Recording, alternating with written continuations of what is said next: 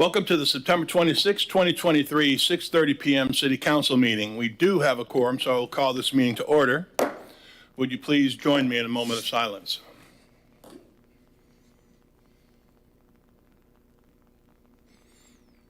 And the pledge to the flag. I pledge allegiance to the flag of the United States of America and to the republic for which it stands, one nation, under God, indivisible, with liberty and justice for all.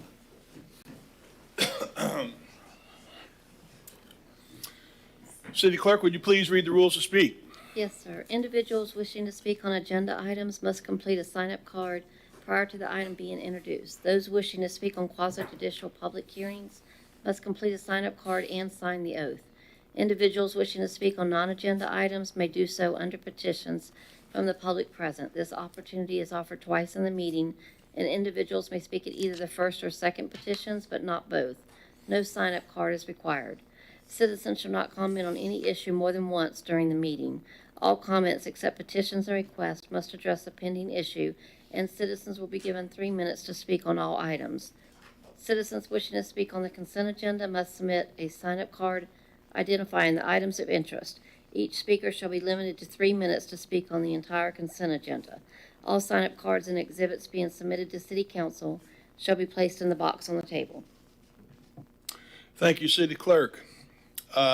We have no minutes to approve at this time. City Manager. Good evening, Mayor, Vice Mayor, and City Council. We are on agenda item number 6A, which is Board of Trustees of the General Employee Pension Plan. The term of regular member Ashley Byrne expires on 30 September 2023.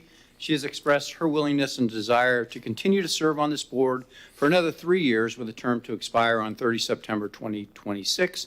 There are currently no other applications on file for your consideration. Is she here to speak?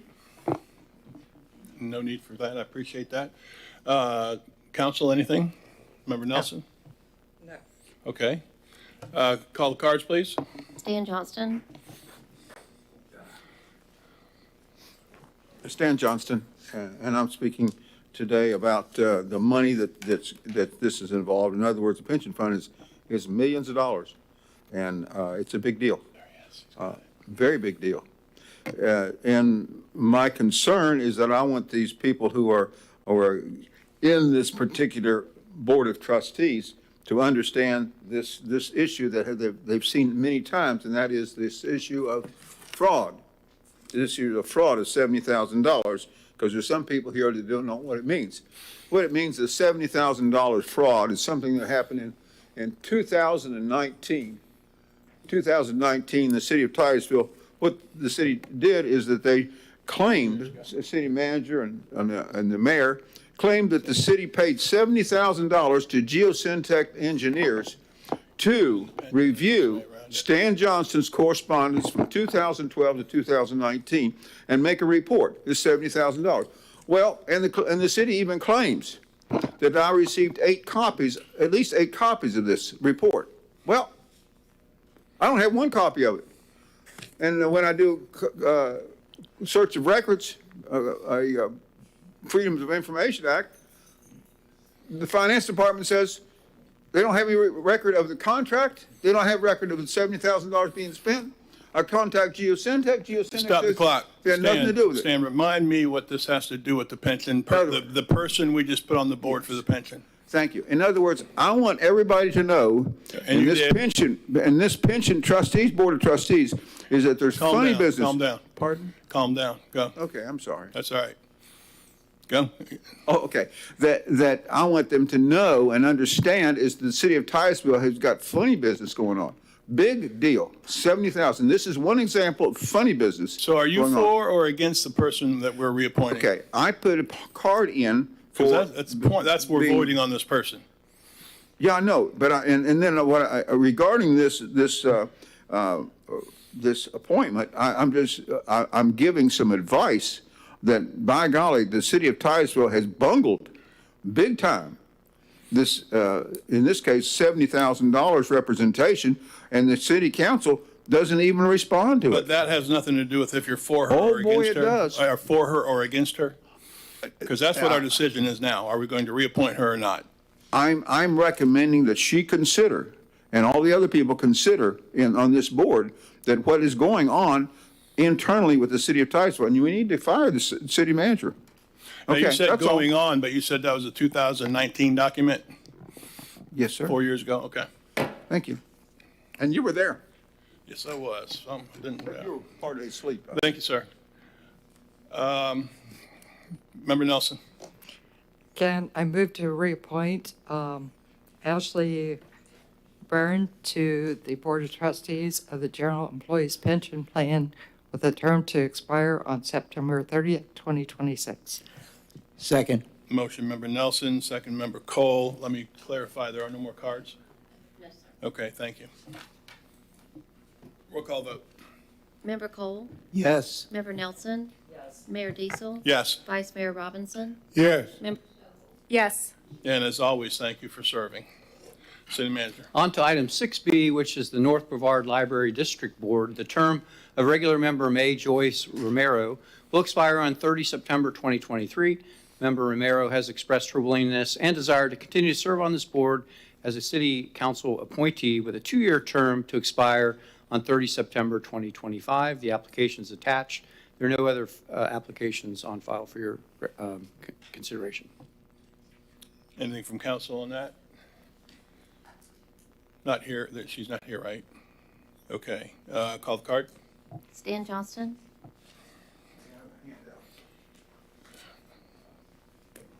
Same one, I think. Smaller. All right, go ahead. Get your spot, start clock. Start the clock. Stan Johnston, I am not against this person being reappointed.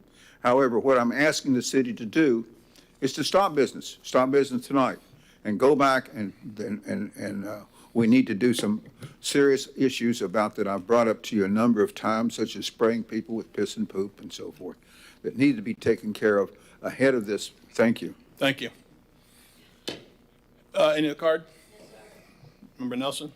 Move to reappoint Member Romero to the North Brevard Library District Board. Second. I got it. All right, Member Nelson makes a motion, Vice Mayor's got the second, roll call vote. Member Nelson? Yes. Mayor Diesel? Yes. Vice Mayor Robinson? Yes. Member Stokel? Yes. Member Cole? Yes. Passes unanimously. We're on to petitions and requests. Petitions or requests from the public. 3 minutes. I'm the only one person. Okay. You've got your handout there same handout I gave out at the last meeting. No, you can free. And I want you to take a closer look at this poster. It has to do with the survey that Mr. Robinson and I took a look at recently, and I made a field visit and notes on it. And so what does this say is city manager does what? And this has to do with a fake survey. So as I told you at the last meeting, is that I thank Brad Parrish for sharing with me is that they agree with what I have said, is that there's a 3-foot bust in the survey for the right-of-way of Elizabeth Avenue. So today, what I sent you was a nasty affidavit.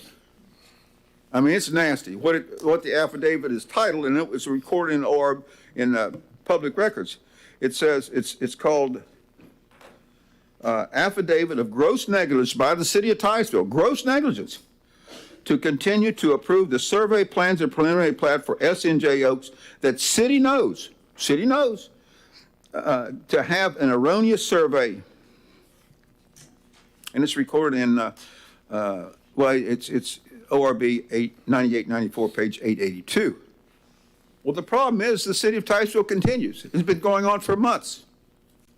And actually, it's been going on for over 2 years. I don't know what you're going to do when you go to court. When you go to court, it's going to be, look, you guys are going to look really bad. I mean, we've got, what I've told you the last time is that there's at least 9 properties that have boundary disputes with this survey. And on three corners that I've examined, there's no survey corner there as shown on the survey. Not only that, is you can take a scale and measure from the southwest corner over 50 feet, and you find out that the sidewalk on the other side of the street is on private property, according to this survey. On private property, it's complete nonsense. It disagrees with city services, and yet the city of Titusville continues to approve the survey. You talk about nonsense. How could you get more stupid than that? And it's been going on for what? I'm saying it's over 2 years. And you continue to approve it. So we're going to court, and you guys are going to make a fool of yourself. I think you need to terminate the city manager for this particular issue. He's right there at the head of it. He's the king of clowns on this one. Thank you. I'll be last to that. Where were we? Oh, petitions and requests. Anybody else with petitions or requests? At this point, I see none. City manager. We're on to consent agenda items A through G. City Council, are there any questions that you have as staff for consent agenda A through G? I see no lights. Council, are there any consent agenda items that you'd like to pull? I see none. City Clerk, do you have any cards for consent? Yes, sir, I have 2. Mayor, I'd like to read for the record consent agenda items A through G. Thank you. Consent agenda item 8A, approve the temporary road closure of Amax Brewer Bridge for the special event Sculptor Charter School 5K Run on 24 February 2024.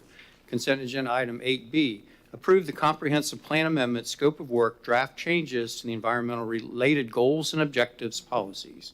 Consent agenda item 8C, authorize the city manager to terminate the interlocal agreement with Space Florida, providing site and building plan reviews and inspection services for spaceport territory projects.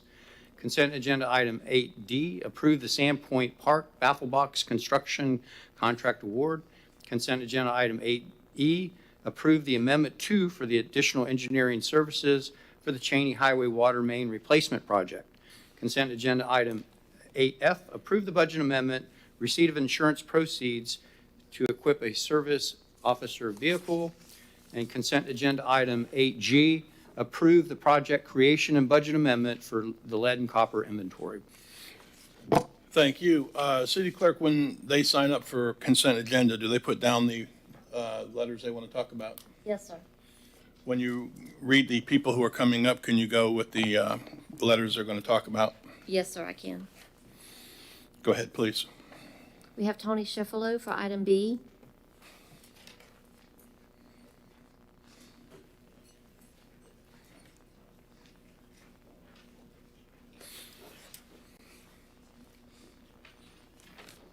Chippewa Tropic Street. And that was B as in boy? This is for B, the environmental comprehensive plan scope of work. Okay. Reading the draft plan for this scope of work, I felt like I was reading the script of a play I spent the last 5 years collaborating on. It's well written and comprehensive, but it is not original. It is a most thorough and accurate recounting of the process we've gone through in very recent time. Where have you been, Ms. Stokel? Seeking $70,000 to hire yet another consultant when you turned down the carefully crafted urban forestry plan presented by your own environmental consultant committee of local citizens, the Titusville Environmental Commission. The estimated cost by Brad was only $50,000. Now it's $70,000. Seeking to ask citizens yet again to voluntarily spend more of our obviously not very important, valuable time, to come to more workshops, fill out more surveys in order to be educated and have public input on local environmental concerns, which should direct policies, goals, and objectives, but you choose to litigate the input of 82% of Titusville voters on policies they support for the Indian River Lagoon. All this to allow city staff to identify specific topics of concern to address within the comprehensive plan. Where has city staff been, Brad? Maybe they should attend with attention the meetings of council's advisory committees, where citizens and stakeholders discuss topics that should serve as the basis for amendments to the comp plan. Deep in the plan is an action point to which I object. Task 1, public engagement deliverables. Draft list of community representatives / stakeholders for consideration. He who comes is, should be, in effect, along with a list of invitees if you really wish. I applaud parts of the plan to move forward the process of getting around to planting trees, stopping the paving of acres of land, and preventing further degradation of the lagoon.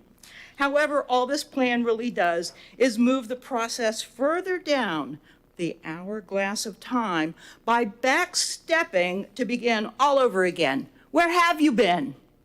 I remind you, we are the ancestors that our descendants are remembering.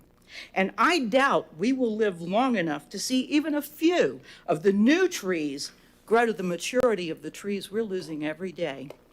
And I thank you for your attention. Thank you. So many people don't pay any. Next card. And the letters. Yes, sir. Stan Johnston. It's for item B, item D as in dog, item E, and item G. Stan Johnson, I'm going to ask for extra time because I'm not giving enough time for this. But so, let me speak about me. I'm a professional engineer, and I'm licensed to protect the health, safety, and welfare of the public, but I'm ignored. And I've been with a number of police officers at Sandpoint Park, and I've been called upon, I've been harassed by Water Resources Department. This is Sandpoint Park, and right now I'm opposing this because money's not spent properly. In other words, I was given a trespass warning. Oh, stop the clock. Which one are you talking about here? We got I'm talking about E, and D. D? D, that's one of the ones that I oppose. Okay, you didn't say that. Okay, go. Okay, well, all D. right. D, yes, yes. Baffle sir. box construction. Yeah, yeah. In other words, they're spending the money. Right now, the city of Titusville has continued to support this sewage spraying. My goodness. They're not doing it right now, but deliberately, the city of Titusville deliberately sprayed women, children, babies, cars with poop, piss, All right, hepatitis. stop. What's that got to do with the baffle box? I really don't want to continue to stop you. I'd rather you talk about the item you signed up for, just one time. Okay. Do you like the baffle box? You don't like the baffle box? Tell us why. Okay. You've been over that a lot of times. All right. Thank you. The baffle box. You got 5 things checked off. Go. I'm against spending all this over $200,000, probably over $300,000 on this baffle box because the city of Titusville, for example, Sandpoint Park, you don't answer the phones. In other words, people complain about people getting sprayed with piss and poop, and the city manager gets all these phones and requests. All right, stop the clock. And Stan, if I have to stop you one more time to get you on topic, we're going to be done. That's it. Go. now, this is on topic. In other words, instead on of, topic. That's yes, not it is, topic. $300,000. Decide if it's on topic. Go. No, the city is You got spending 5 over other ones to three. pick from. Pardon? You've got 5 other things you I signed know, up that's for. why I'm asking for extra time. Mayor, in point of order, we need to stop this and set him down and let's move on. So, I'm going to give you one more time. Go.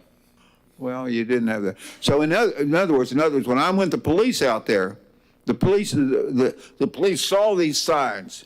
The police saw this sign over here, this other sign and so forth. All right, And stop the clock. We're done. Go ahead and have a seat. Thank you. No, sir. No, you're not staying on topic. I'm telling you that you're not on topic, and Vice Mayor has agreed, and I would like you to have a seat.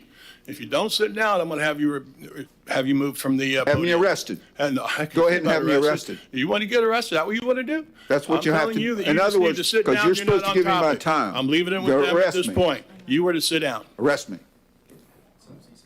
Okay, you arrest me. No, I'm not being forced. Okay, I don't want to be forced. Okay, if you're forced. Dan, I you asked gotta you to arrest sit me. down. It's not that complicated. No, I'm on topic. Sit down. I'm on topic. You were not on topic. Yes, I am. In other words, they're I spending get to money. determine if you're on topic. You talk about piss and poop. That's constant and over the top. You want to sit down and take a break? We can do If I'm that. breaking law, arrest me. I didn't say about You're- breaking the you're law. breaking the law. I didn't Freedom say of about speech. breaking the law. I said Yes, you're not you on are. topic. And I'm when on I say topic. you're not on This has to topic, do and I with give you Sandpoint 3 Park. chances to get It back even on says it topic, right here. it's time to be done. Sandpoint It's Park. time to be done. No, sir. Sir, is he gonna sit down or leave? Or That's exactly what happens, isn't it? If he doesn't Hey, you sit have to arrest down. me. Sir, have a seat. Better to sit, stand, I will arrest you, please. Okay, that's an arrest. Okay. And that is arrest. So you're going to determine if No. it's an arrest or not. That's an arrest. You want to arrest me, go ahead. You very clearly to sit down. You don't want to sit down, that's your call. Okay, so you're going to force me out, that's an arrest. Mayor, I have comments on consent agenda. I have comments on No, consent agenda. I have my time here. If they can turn off the microphone, mayor we can asked talk you to without sit Just him. arrest. He's just, No, that's a violation of my freedom of speech. Okay. Meeting's over.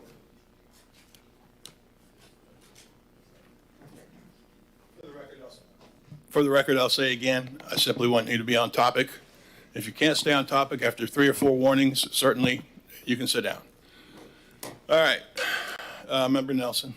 Can I move to approve Hold on one consent? second. I think Member Stokes. yeah, Oh, I I'm just wanted sorry. to make two comments Sorry. just because they were addressed on, in terms of item B.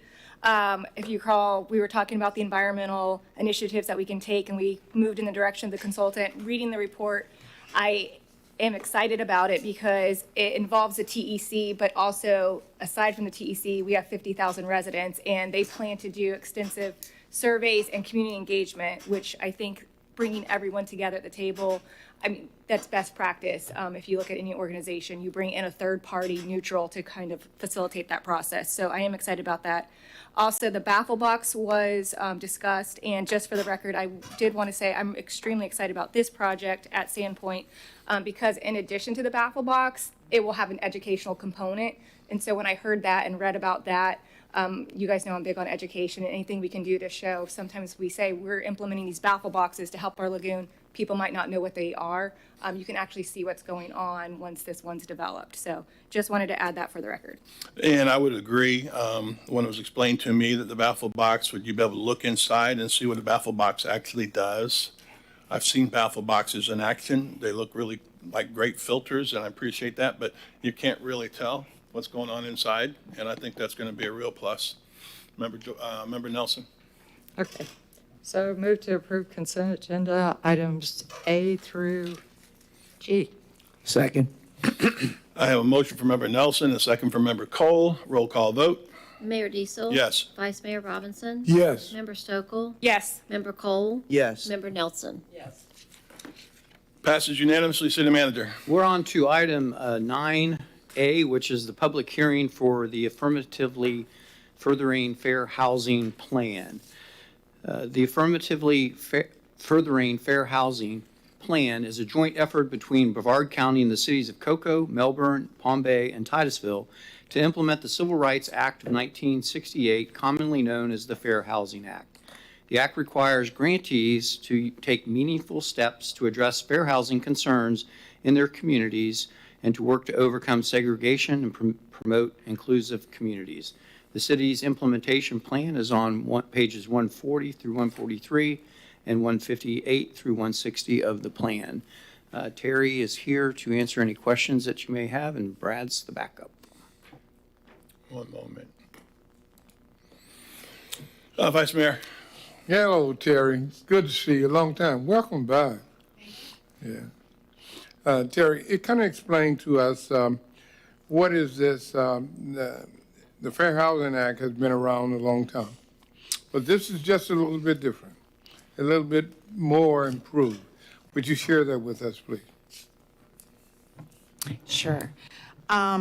So, as you said, you know, the Fair Housing Act has been around quite a long time. There have been changes at the federal level with HUD as to what cities are required to do, or actually any entity that gets federal funding, with regards to making sure we are taking actions to make sure that fair housing opportunities are available to everyone within the city. So over the years, things have changed. HUD at one time required us to do an impediment study to determine locally what impediments impacted residents to fair housing choices. Then we've gone to an analysis.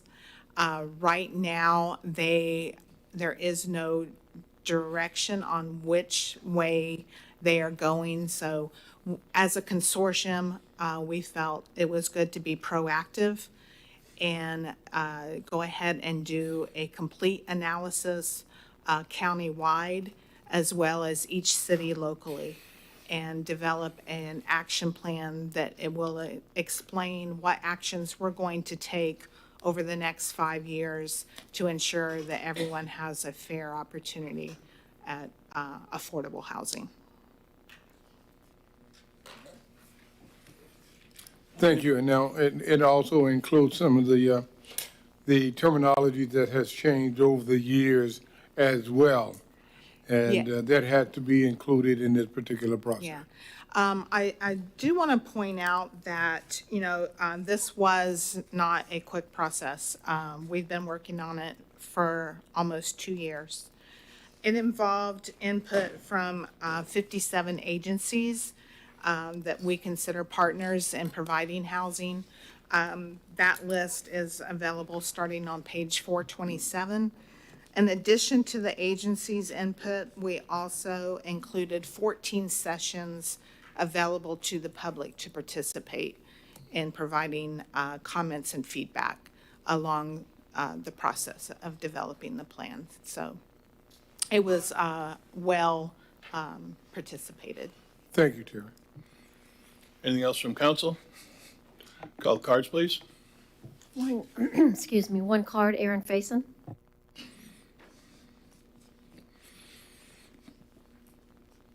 Did you ever wreck on that thing you were riding the other day? I did not.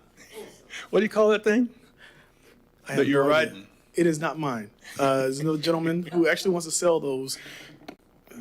All right, I appreciate it. I'm going to try it one day, but we'll wait. Hey, well, good evening. My name is Aaron Faison, 530 Loxley Court.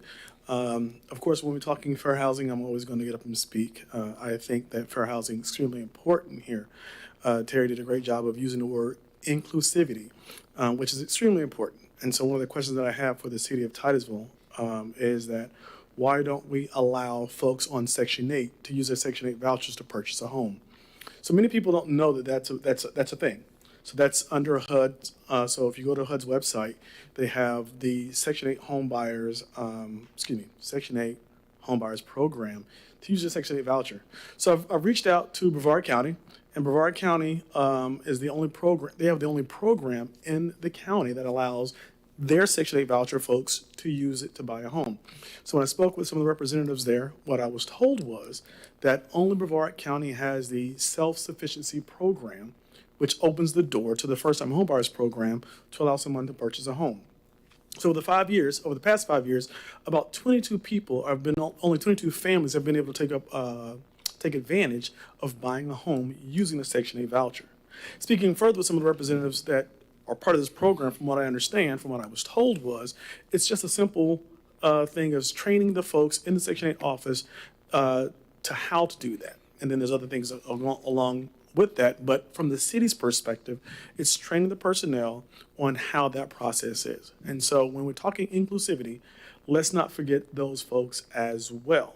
Because, again, home ownership is one of the great equalizers to some of our woes in this country, or in this county. What was the time frame you said that only 22, I think you said 5 years. 5 years? Over the last 5 years. So Brevard County used to do this a long time ago. Then they had some issues with a funding agency. So then they had to shut the program down. Then they found another mortgage broker who can do this. Okay. So they ramped it right back up again. And now they have someone who can do the lending. And they have an agency that does the first-time homebuyers program, and then they are supporting their folks. But again, that's at the county level. So none of the cities, Titusville, Cocoa, Melbourne, or Palm Bay, have that program. Very enlightening. I appreciate that. I think all of us were. So I appreciate that. And Member Stokel. Yeah, just a question, Mr. Faison. Have you, in your preliminary research, have you figured out why you feel like the county's been able to offer it, but the cities haven't, if there's been a potential barrier or issue? Yes, the FSS program, the Family Self-Sufficiency Program. That's the one. Currently, Okay. right now, they're the only ones that have that program. So are you suggesting potentially that other cities could look into having something similar? Yes. Okay. Okay, thank you. So, Member Nelson. So, Terry, do you know what it takes to do this? Yeah, if I may, Mr. Faison brought this information to my attention, and in my research, these are programs that are operated by housing authorities, not by the cities.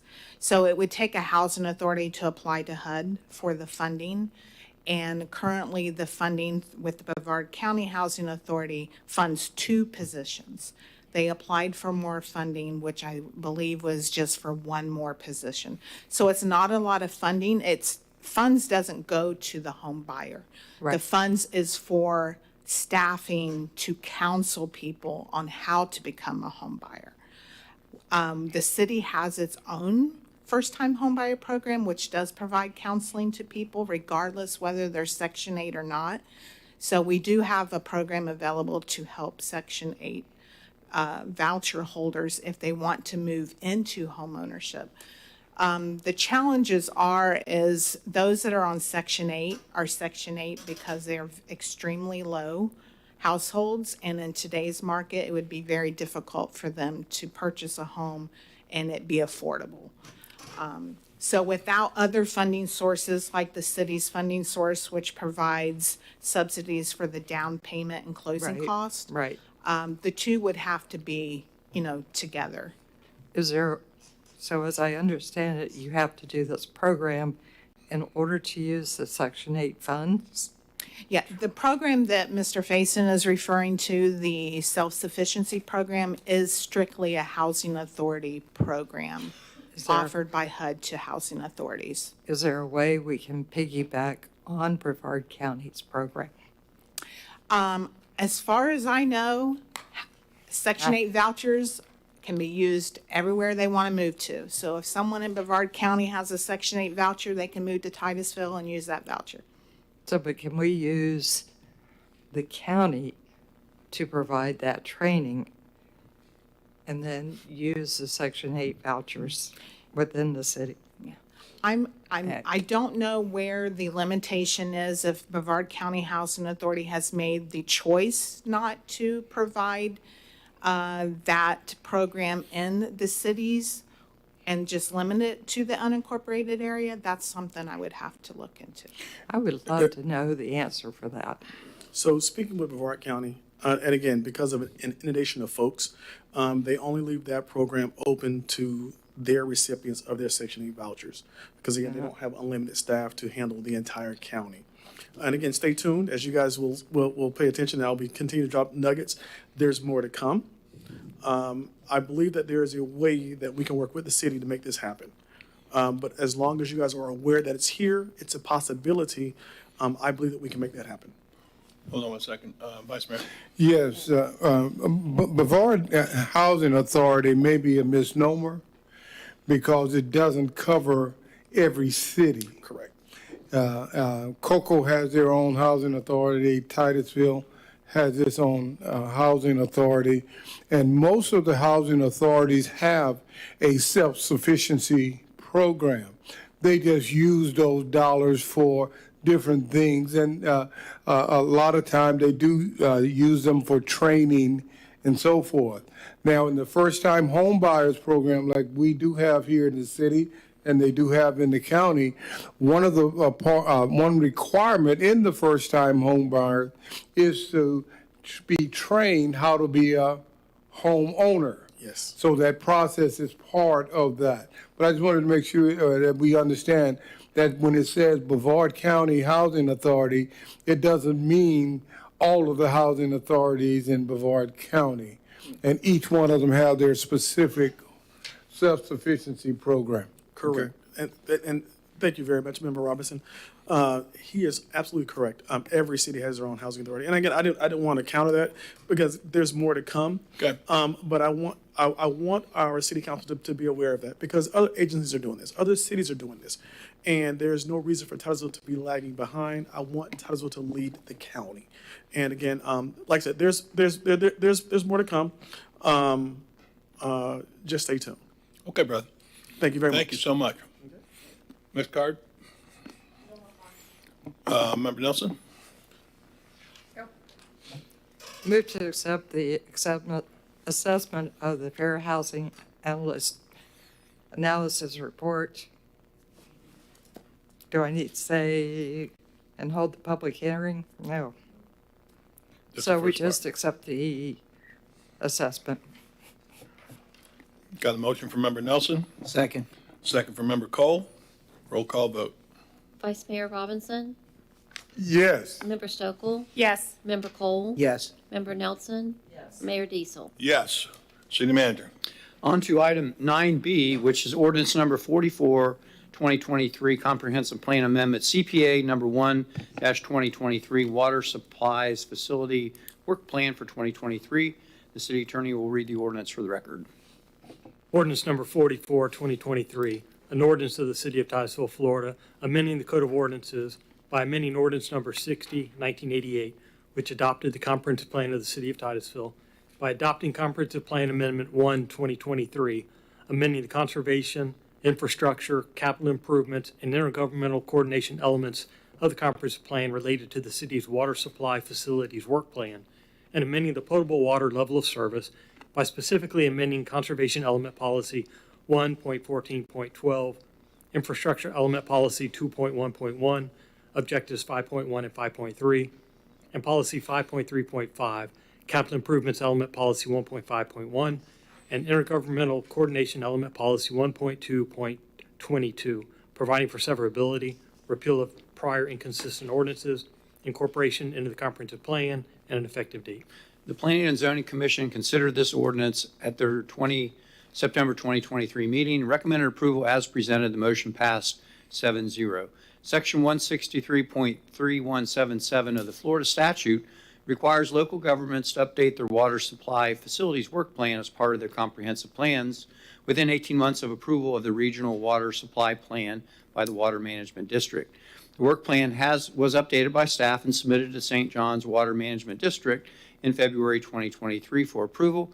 Recommendations related to the St. John's River Management District supply plan were incorporated into the work plan and has been finalized for your approval. City Council adopted the 2023 Water Supply Facilities Work Plan at their 11 April 2023 regular meeting. Staff's available to answer any questions that you may have. Council, questions? I see none. Call the cards, please. We have a card from Stan on every item, but That's he's right, not yeah. here, so Got no, that. no other individuals. All right. Member Nelson. Move to approve ordinance number 44-2023, comprehensive plan amendment number 1-2023. Second. Ooh. I have a motion by Member Nelson. That's that. What was your name down there? Second by Member Stokel. Roll call vote. Member Stokel, Yes. Member Cole, yes. Member Nelson, yes. Mayor Diesel, Yes. Vice Mayor Robinson. Yes. Motion passed unanimously. City Manager. Next is ordinance number 45, 2023, amendments to the Chapter 15 Pension and Retirements, Article 2 of the General Employees Pension Plan. The city attorney will read ordinance number 45, 2023 for the record.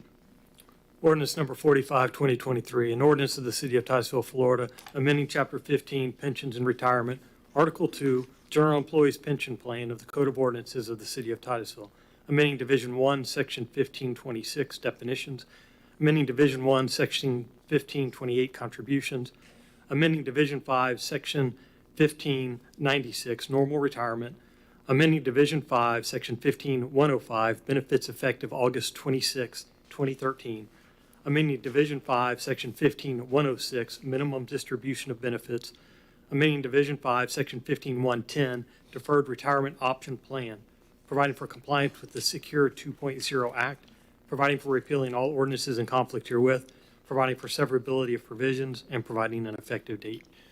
And staff certainly recommends approval. We have Mr. De Niro here to answer any questions that you may have. And it's refreshing to have these two pension adjustments made before we go into the budget year in 2 weeks. So we appreciate that. I would just reiterate what you just said, City Manager. It is refreshing, and it's nice that I think everybody realizes that we're trying to do the best that we can for all we can. And I appreciate their efforts and their cooperation. Vice Mayor? I just No, okay, no worries, no worries. Any questions concerning this issue? Any cards? Member Nelson? Move to approve ordinance number 45-2023, amendment to Chapter 15, Pensions and Retirement, General Employees Pension Plan. Second. Have a motion by Member Nelson, a second by Member Cole. Roll call vote. Member Cole? Yes. Member Nelson? Yes. Mayor Diesel? Yes. Vice Mayor Robinson? Yes. Member Stokel? Yes. Mr. DeNaro, thank you very much for the communication that you continue to have with our unions, and thank you to our unions. City Manager. Next item is item 9D, which is ordinance number 46, 2023, amendment to Chapter 15 Pensions and Retirement, Article 3 for the police officers and firefighters pension plan. City Attorney will read ordinance number 46, 2023 for the record. Ordinance number 46, 2023, an ordinance of the City of Titusville, Florida, amending Chapter 15 Pensions and Retirement, Article 3 Police Officers and Firefighters Pension Plan of the Code of Ordinances of the City of Titusville, amending Division 1, Section 15-126 definitions, amending Division 5, Section 15-191 member contributions, amending Division 5, Section 15-211 retirement dates, amending Division 5, Section 15-222 benefits, amending Division 5, Section 15-224 minimum distribution of benefits to provide for compliance with Secure 2.0 Act, amending Division 5, Section 15-233 deferred retirement option plan, repealing all ordinances in conflict herewith, providing for severability of provisions, and providing an effective date.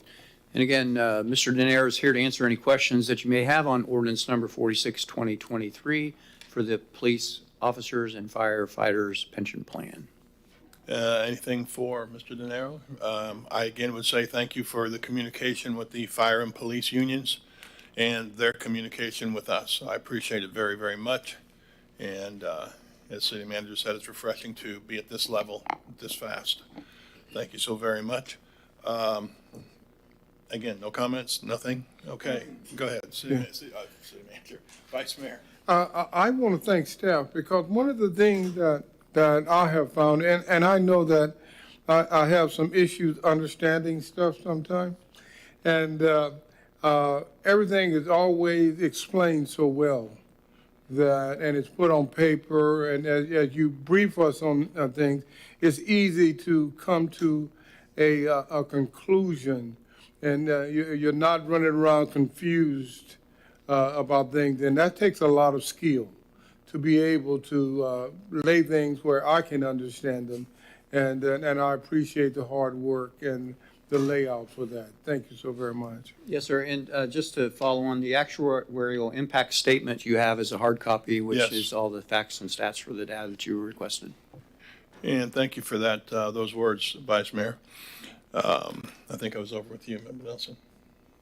No? I will be. Oh, yeah, any cards? Okay, now I'll do it. Oh, I knew that. Okay. Move to approve ordinance number 46, 2023, amendment to Chapter 15, Pensions and Retirement, Police Officers and Firefighters Pension Plan. Second. Motion by Member Nelson, second by Member Cole. Roll call vote. Member Nelson? Yes. Mayor Diesel? Yes. Vice Mayor Robinson? Yes. Member Stokel? Yes. Member Cole?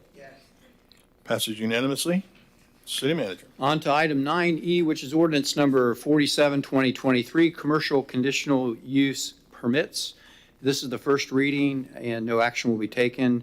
The public hearing is scheduled for October 10th, 2023 at 6:30. The Planning and Zoning Commission considered and recommended this at their September 2023 meeting by a vote of 7-0. City Attorney will read the ordinance for the record.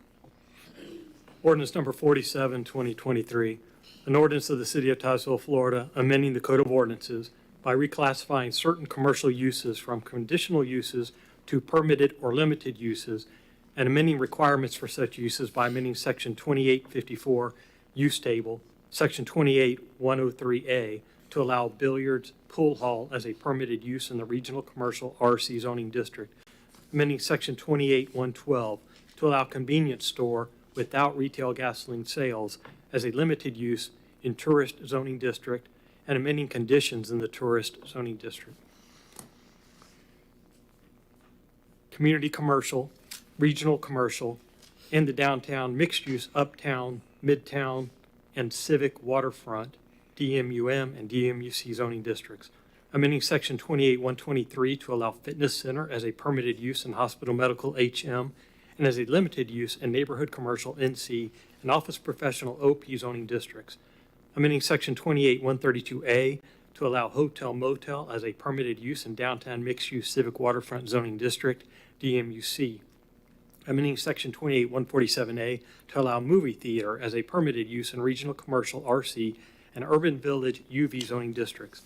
Amending section 28-157A to allow pet grooming services as a permitted use in downtown mixed-use uptown, DMUU zoning district.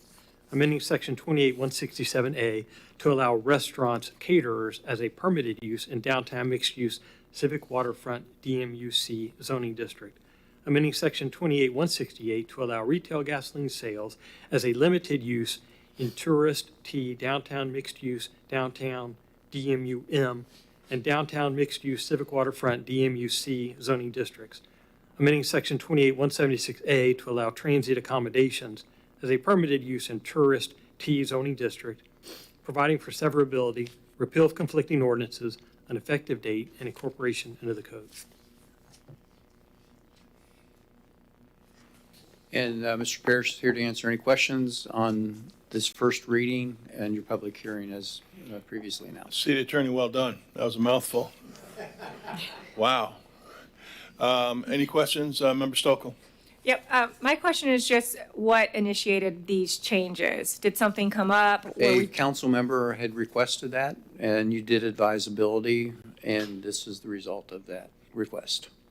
And the request was looking at various uses of making the process easier so applicants wouldn't have to go through the conditional use process if it made sense. And so we went through all of them. Because, I mean, just reading through them, as we heard, billiards, pool hall, fitness center, just a variety of different ones. Going through and I guess looking at other cities and what they were allowing, or what was that process like? I was exhaustive going through each one to see what really made sense, and what really is necessary to have to go through a public hearing process, and what would be the purpose of a public hearing, really to determine whether there's a nuisance or not. So some of these uses we thought are, that fit in with these zoning districts and don't necessarily require a public hearing, but in some of them might require maybe some conditions or limitations if we're not going to require a public hearing. These are just commercial uses. We have other ordinances for other types of uses that would be before you as well, based on the same advisability we received. Okay, thank you. I could tell it was probably a very tedious project, even the detail of this is permitted versus being limited. So, thank you. It looked tedious, but it looks cleaned up. It looks more sorted, and it looks like we can perhaps not do a CUP for things that don't need it. So I appreciate your effort. I'm sure this was a tedious task. Thank you so much. Anybody else with a comment or question for Mr. Parrish? I've seen none. City Manager? On to item We have a 9. card. Hold on 1 second. I'm sorry. I forgot to do that. He hit City Manager, and I saw that too quick. Card, please. Cole Oliver, I'm sorry, that's for the next item. for the next item, okay. Good. See, I knew that. Just so you know, I knew that. All right. Now, City Manager. On to item 9F, which is ordinance number 48, 2023, the Florida Live Local Act ordinance and resolution number 25, 2023. City Attorney will read for the record. Ordinance number 48, 2023, an ordinance of the City of Titusville, Florida, amending Chapter 29, Special Districts and Overlays, Article 8, Special Land Use Standards, to establish standards and procedures for development of affordable housing projects in commercial, industrial, and mixed-use districts pursuant to Section 166.04151 Florida statutes as created by Chapter 2023-17 Laws of Florida, Live Local Act of 2023, by creating Division 4 Affordable Housing to include Sections 29-144 Purpose, 29-145 Definitions, 29-146 Development Standards, and 29-147 Expedited Review Process, providing for severability, repeal of conflicting ordinances, effective date, sunset provisions, and incorporation into the code. The Planning and Zoning Commission will consider this ordinance at their hearing on 4 October 2023. This is the second reading the second reading and final public hearing will be scheduled for 10 October 2023 at your 6:30 meeting. Mr. Parrish is here to answer any questions on this very confusing law. Vice Mayor. Yes, hello, Brad, I spoke to you, I was on the line with these individuals a week ago. And I understand that the county has basically accepted the live local ordinances that has been said, and one city, I think, in Brevard County. Have you seen with any, I don't know how many changes or anything that they did but they have accepted it? Are you aware of anything that they did, or they just said, okay, I read it, I like it, then thank you? All I know, in the Brevard County, the only other city or jurisdiction I know of that has adopted anything related to address Live Local is Melbourne. And I think what they did was identify particular zoning districts that would be impacted, and they just included some criteria in those zoning districts. But they did that before the law became effective. I attended a conference a few weeks ago, and really there are only a handful of jurisdictions in the whole state that have really come up with something to explicitly address this. A lot of jurisdictions are still trying to figure out what to do. Mm-hmm. Yeah. So there aren't a lot of examples out there that we could really look at. But the ones that we did look at, and just speaking with people in the profession, including the Florida Housing Coalition, we spoke with them as well, and attending some of their seminars. We believe that this ordinance addresses generally everything that we think this law tackles and how it applies within the context of Titusville. As you can imagine, every jurisdiction has zoning, but it has a different type of zoning. And so everyone has got to kind of think about the unique circumstances of their own zoning code and their own land development regulations and how to address this law. Okay, thank you. Member Nelson. Brett, we talked about wanting to have people do these type of developments in commercial areas as opposed to industrial areas, where they might be sort of, I think, Member Robinson called it a wasteland, and probably is pretty accurate. Have we thought any more about how to encourage people to do the live local housing in commercial areas? So one thing I've heard some criticism about the law about allowing affordable housing or in industrial areas is the issue related to environmental justice. Yeah. One thing like I said, there are a lot of guidance or examples out there to address this issue yet. I did bring to you, when I first asked you for advisability to go forward with coming up with an ordinance, is to also give me direction to research incentives and alternatives to so we can steer affordable housing projects in the right place, kind of avoid putting them in industrial areas potentially. We looked at the ad valorem option that was described in the Live Local Act. Some guidance I've received so far on that is that you can't really it's kind of a one, take it or leave it kind of to the law. You adopt it, it's applicable anywhere you allow affordable housing. It's not something that you can kind of identify certain areas to be qualified for it. It's something we're still exploring though, because again, even with that particular option, there are not a lot of examples out there. I think Jacksonville is the only one that's even adopted that law, and they've applied it anywhere. Okay. Member Stokel. You know how I feel about this act already. But, okay, I just want to clarify to make sure I'm still understanding this as accurately as possible. So this is impacting applicants strictly for commercial, industrial, and mixed-use areas within the city. I think the portion of the law that talks about preemption is primarily focused on preempting local jurisdictions from, it addresses height and density in areas designated as commercial, industrial, and mixed use. And that's what it primarily preempts, local jurisdictions. And we have those zoning types already. So that's easy for us to define. Yeah, correct? one thing that was easy in our code right now is we classify zoning districts, like I was explaining earlier about Euclidean zoning, exclusionary zoning, classify them as either commercial, industrial, or residential, and so on. And so it was pretty easy for us to identify. We thought that the best way to apply the law about what is designated as industrial and commercial and mixed use is just look at those categories that we've already identified or categorized inside our zoning code right now. Okay. So in the ordinance, you'll see the list of the zoning districts that we've identified that qualify under commercial industrial for calculation purposes in our code and in the law. Okay, and then I think I saw some where I think it's 65% of the square footage has to be residential component. Is that correct? If you don't mind, refer me to, or It's on point out the the page. first page of our ordinance, 48-2023, 1, 2, 3, 4, 5, 6, the seventh, whereas, 539 of the agenda packet. Yep, Thank you. yep. That's, That's from the law. this is, okay, correct. So this is our ordinance that includes the state law. I just want to make sure. So an applicant is coming in, a minimum of 65% of the total square footage will have to be a residential component that will consist of both affordable and market rate units. And the reason I'm asking is I want to counter that with, and then of those residential, 40% of them have to be affordable housing. Yeah, the law talks about 40% of the residential units have to be affordable. It doesn't identify what type of affordable or what income level.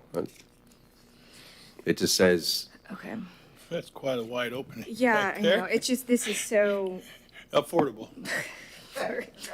it does, I mean, affordable defined by the statute, as I referred earlier about that Right. Yeah. 60, 80, and 120% median income, area median income levels.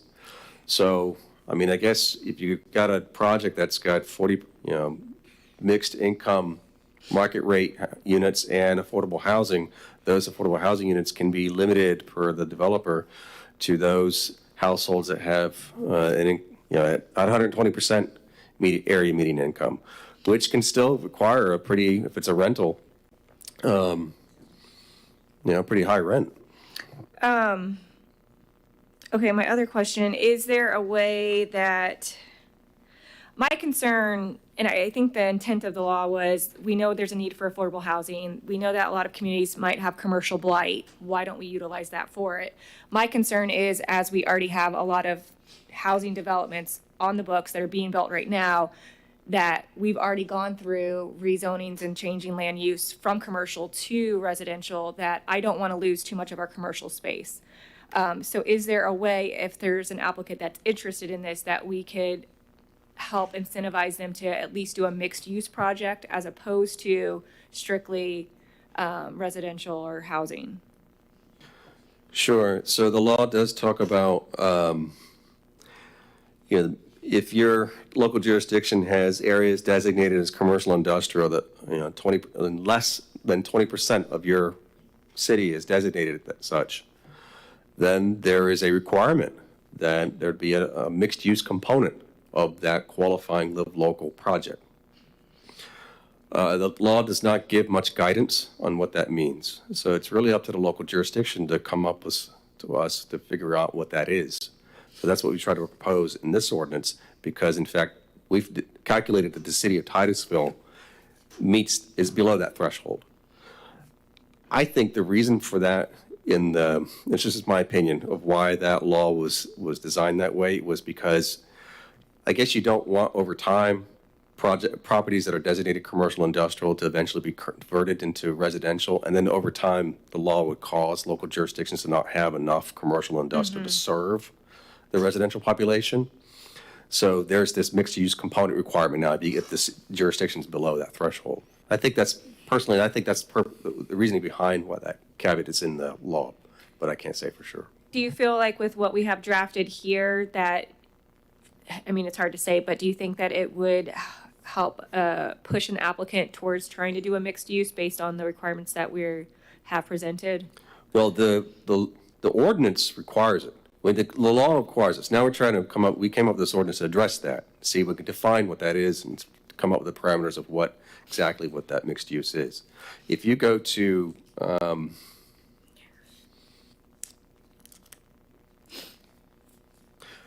it's page 541 of your packet, that's page 3 of the ordinance.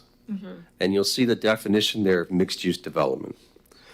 And it says, here's what we stated here, shall mean the development of a tract of land or building or structure with 2 or more different uses, such as, but not limited to, residential, office, manufacturing, retail, public, or entertainment in a compact urban form.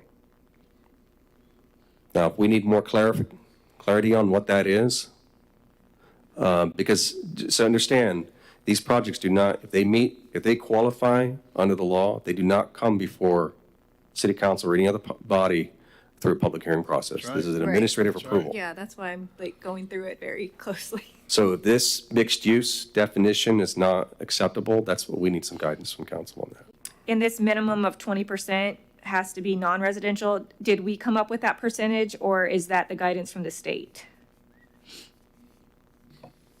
So we have the 65% that must be residential, and then it says minimum 20. Up with that. Okay, so potentially we could increase that if we wanted to like 30%. Potentially, but if you I think if you decide, I mean, you're going to have another bite of the apple on this. So this will come back before at your next meeting. If that's a direction you'd like us to explore, we can come back to see what can be allowed up to that max. So let's say you ask, go at 30%, we look at the law and it only allows up to 25%. That's something we'll come back to you with. I won't be at the next meeting, as mentioned, so that's why I'm kind of trying to get my items out there. I will say whatever we do decide on, I highly anticipate us going back and changing this once we see what the implications are of it. I think that a lot of the other municipalities are dealing with the same challenges we are of interpreting this law. So I think that you did a good job drafting what you did with the limited guidance we have from the state. But I do anticipate us potentially, once applicants start using this, that we may need to come back. I would probably want to come back and see if we need to make changes. All right. And I can see where we'd want to, don't misunderstand me, we're kind of ahead of the curve here from most cities in our area. But I can see where we'd want to see, I would hope that we'd want to see what worked at other places and what didn't work, and even what works for us and what didn't work. I hope we don't put ourselves in a corner because it doesn't come back to us. So we would really want to make sure we get it right. Anybody else on this for Mr. Parrish? I see none, and I look forward to calling the cards. One card, Cole Oliver. Hello, Mr. Cole. How are you, Cole? I am well, thank you. Good evening, and I don't envy you all. This was a statute that came with some ambiguities that we're all going to have to work with as we find our way through the process. Before you get too much further, make sure you give your name and address for the record. If you I'm sorry, Cole Oliver, 1901 South Harbor City Boulevard, Melbourne, Florida. Thank you so much. I've had the opportunity to work with your staff on parts of this definition, and Brad and I don't always agree on everything. They've done a good job, giving you guys a first draft on this and some good guidance to a couple of the questions that were asked tonight. The mixed use requirement in the ordinance is only if someone's trying to bring it through the process without coming before this body. If they wanted to come forward, you guys still have the ability to approve it without that mixed use requirement. That's y'all's prerogative on whether it's a 10% or 40%. I don't believe it's a restriction that it can't. It just means that it has to be voted on by you all. The, a couple of global kind of issues, another two kind of minutia issues I'd like to address with y'all tonight if you'll bear with me. The statute says designated for commercial and industrial use when you're looking at the 20% component of, the city at whole. Brad and I don't agree on this one. There's certain cities, sections of the city where commercial and industrial development and use is allowed, but it's not specifically zoned commercial and industrial. Namely, like the regional mixed use zoning, there's a commercial requirement within that zoning that parts of that acreage be counted towards commercial or be used as commercial. I don't believe that land was utilized within this calculation of the 20%. And the other one that kind of jumps out at me is portions of the Tyco airport that are zoned P, public use, but it's, companies are moving in there and they're building industrial facilities, they're building office buildings, they're utilizing as commercial use. That's a policy decision this body makes. I would request that you all consider that land as part of the overall calculation. That was, one of the global uses. And then, mainly what I look for in these is clarity, so that everyone knows kind of how we're operating as these things come before your staff, especially if it's not going to come back before this body to give them Right. guidance. So you got to get it right. If you look at the definition sections in the proposed ordinance, we have commercial zoning districts, and it defines the use table that's in your zoning code as is. Same with the industrial zoning districts use table as is. And then Hold up. How much more time you need to finish your, 2 to 3 minutes, if you'll bear with me, I'll try to go faster. all right, let's work on 2 minutes. Yes, sir. Go, 2 minutes. But when you get into the mixed use development as to 2 or more uses, it goes into, we go away from that use table. We no longer look at commercial use and industrial use. We use residential, office, manufacturing, retail, public, or entertainment. I couldn't find where entertainment, for example, is defined. If we just stuck with the use table as commercial, industrial, and recreation, I believe is the other one within that use code that kind of fits within that. To me, that's something that everybody can go look at, quickly go to and say, okay. Then, further down, this is really into how the interplay of it's going to be pulled together. The statute says that you can't go below 60% or 65% on the residential use. And then the city is proposing a minimum of either 20 or 25%. It's got to be of a different use than that. But then they also have a 20% or 25% open space requirement. Well, 25 and 20 and 65, all of a sudden you're at 110%. So we just want to make sure that we're not overlapping those requirements. And then finally, item K, this has to do with the parking requirements if you're close to the mass transit options. Major transit stop, I don't believe is defined. I think that, the team has come up with a pretty decent definition, but I don't know of what it entails an inner city bus station. If that's a Greyhound bus station, you can hop on, that I would consider that. And then, the statute here is vague on, they say that the public transit has to be, I believe the term is accessible. And it doesn't define what that accessible is. The city has taken the step here saying that it's got to be via continuous public sidewalk or multi-use path. Finish your thought.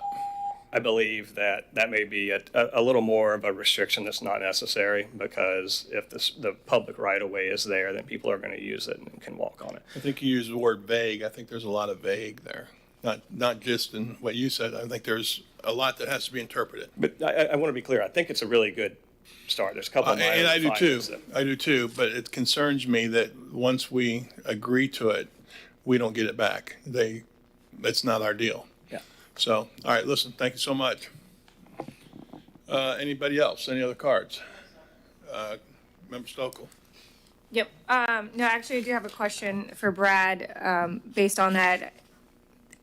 With that open space, can you address that, the open space on page, I think it's 542 of our packet, it does require it to be 25%.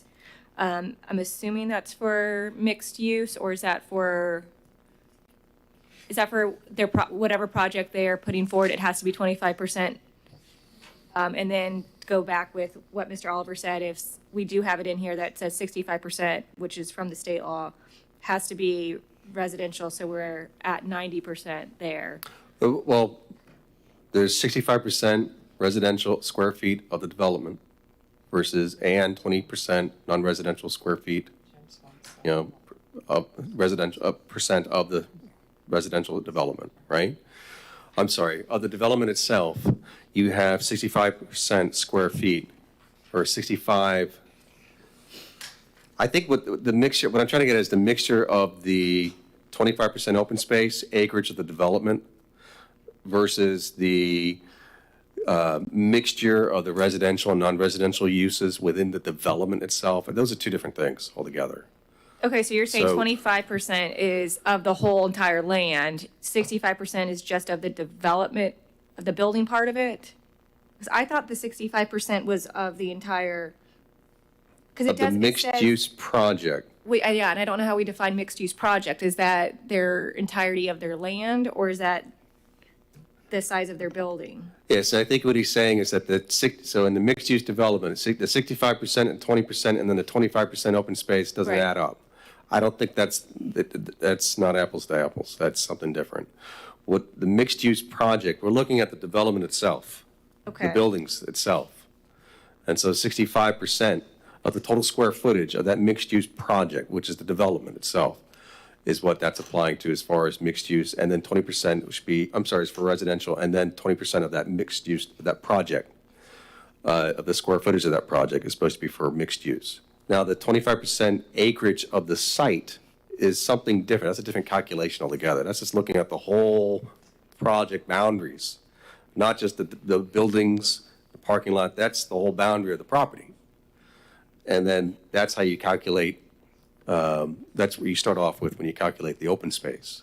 Okay. So if we need to clarify that so that it's very I know. clear, that's something we need to do as well. But that wasn't the intent to add 65, 20, and 25 and get some other weird number that nobody's understanding.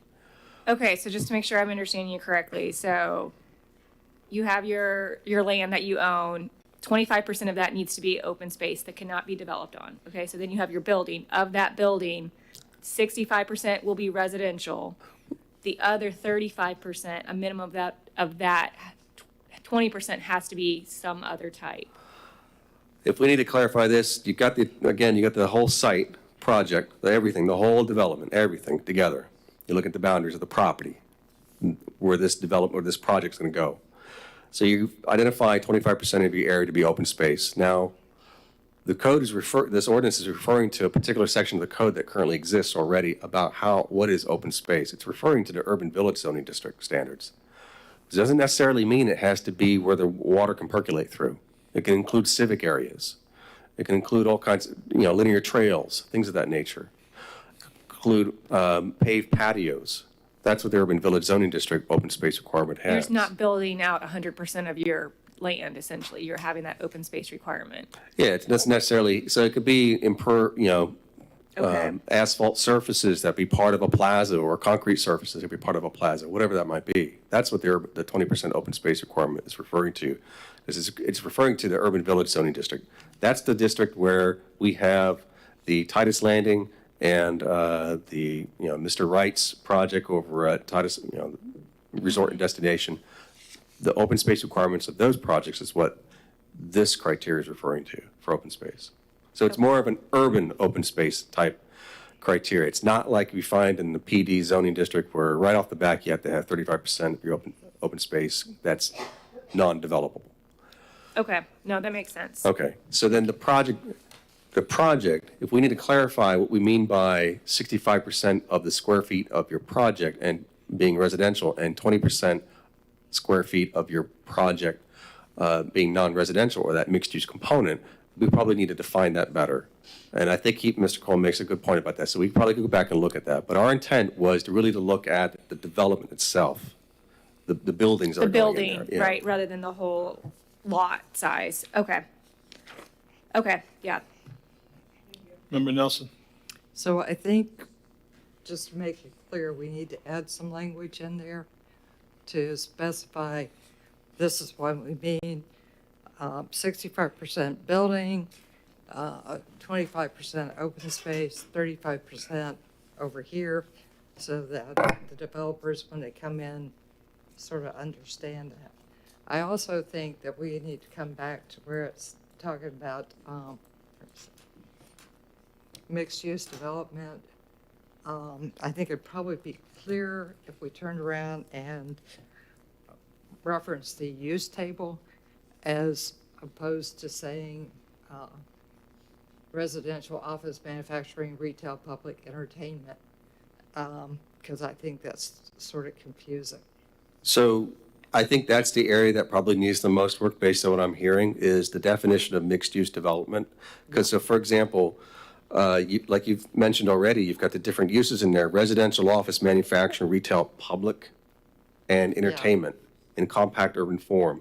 And the intent behind that was really for some kind of urban development like you find in an urban village zoning district or some kind of mixed-use development that we have in our other mixed-use zoning districts, which has an urban mixed-use component to it, whether that's a vertical mixed-use building or horizontally laid out mixture of buildings, different uses in each building next to each other. So if we turned around and worked on that, developers as they come in, instead of arguing, would have a definition. This is what this means. Well, So either we need to provide the definitions or we need to go back to the use table. Well, we struggled with this. This is the best we came up with right now. This is something we need to work on. We can, but we'd probably need. I'd like to ask you for some direction if you think. So, I'll give you an example. Retail.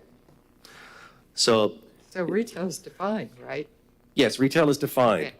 But let's throw out this example of maybe the project has an out parcel or a parcel that's going to be not be sold off separately because there is a requirement here that everything has to be under a unity of title. It can't be subdivided. So then there is in the building itself or on the property somewhere, there is going to be this condoed property, basically. They're going to have a retail building there and be sold to someone else, or it could be leased out, the building itself. Right. And the question is, okay, should that serve the residents there, or is it open to the public? Another one is, and what is that retail exactly? What are the limitations? Could it be only what's allowed in the zoning district that's underneath? So if they're proposing to put this project on a community commercial zoning district, maybe only the mixed use uses that are allowed within that particular zoning district are be incorporated as mixed use. But then if they decide to propose something on an industrially zoned piece of property, the same argument now. Should the mixed of uses only be limited to what's allowed within that industrially zoned property? It's difficult to figure this out because every scenario might be a little different. I'll throw out another one, public. We just had the word public in there, so we can probably need to flesh that out some more. Does that mean a park?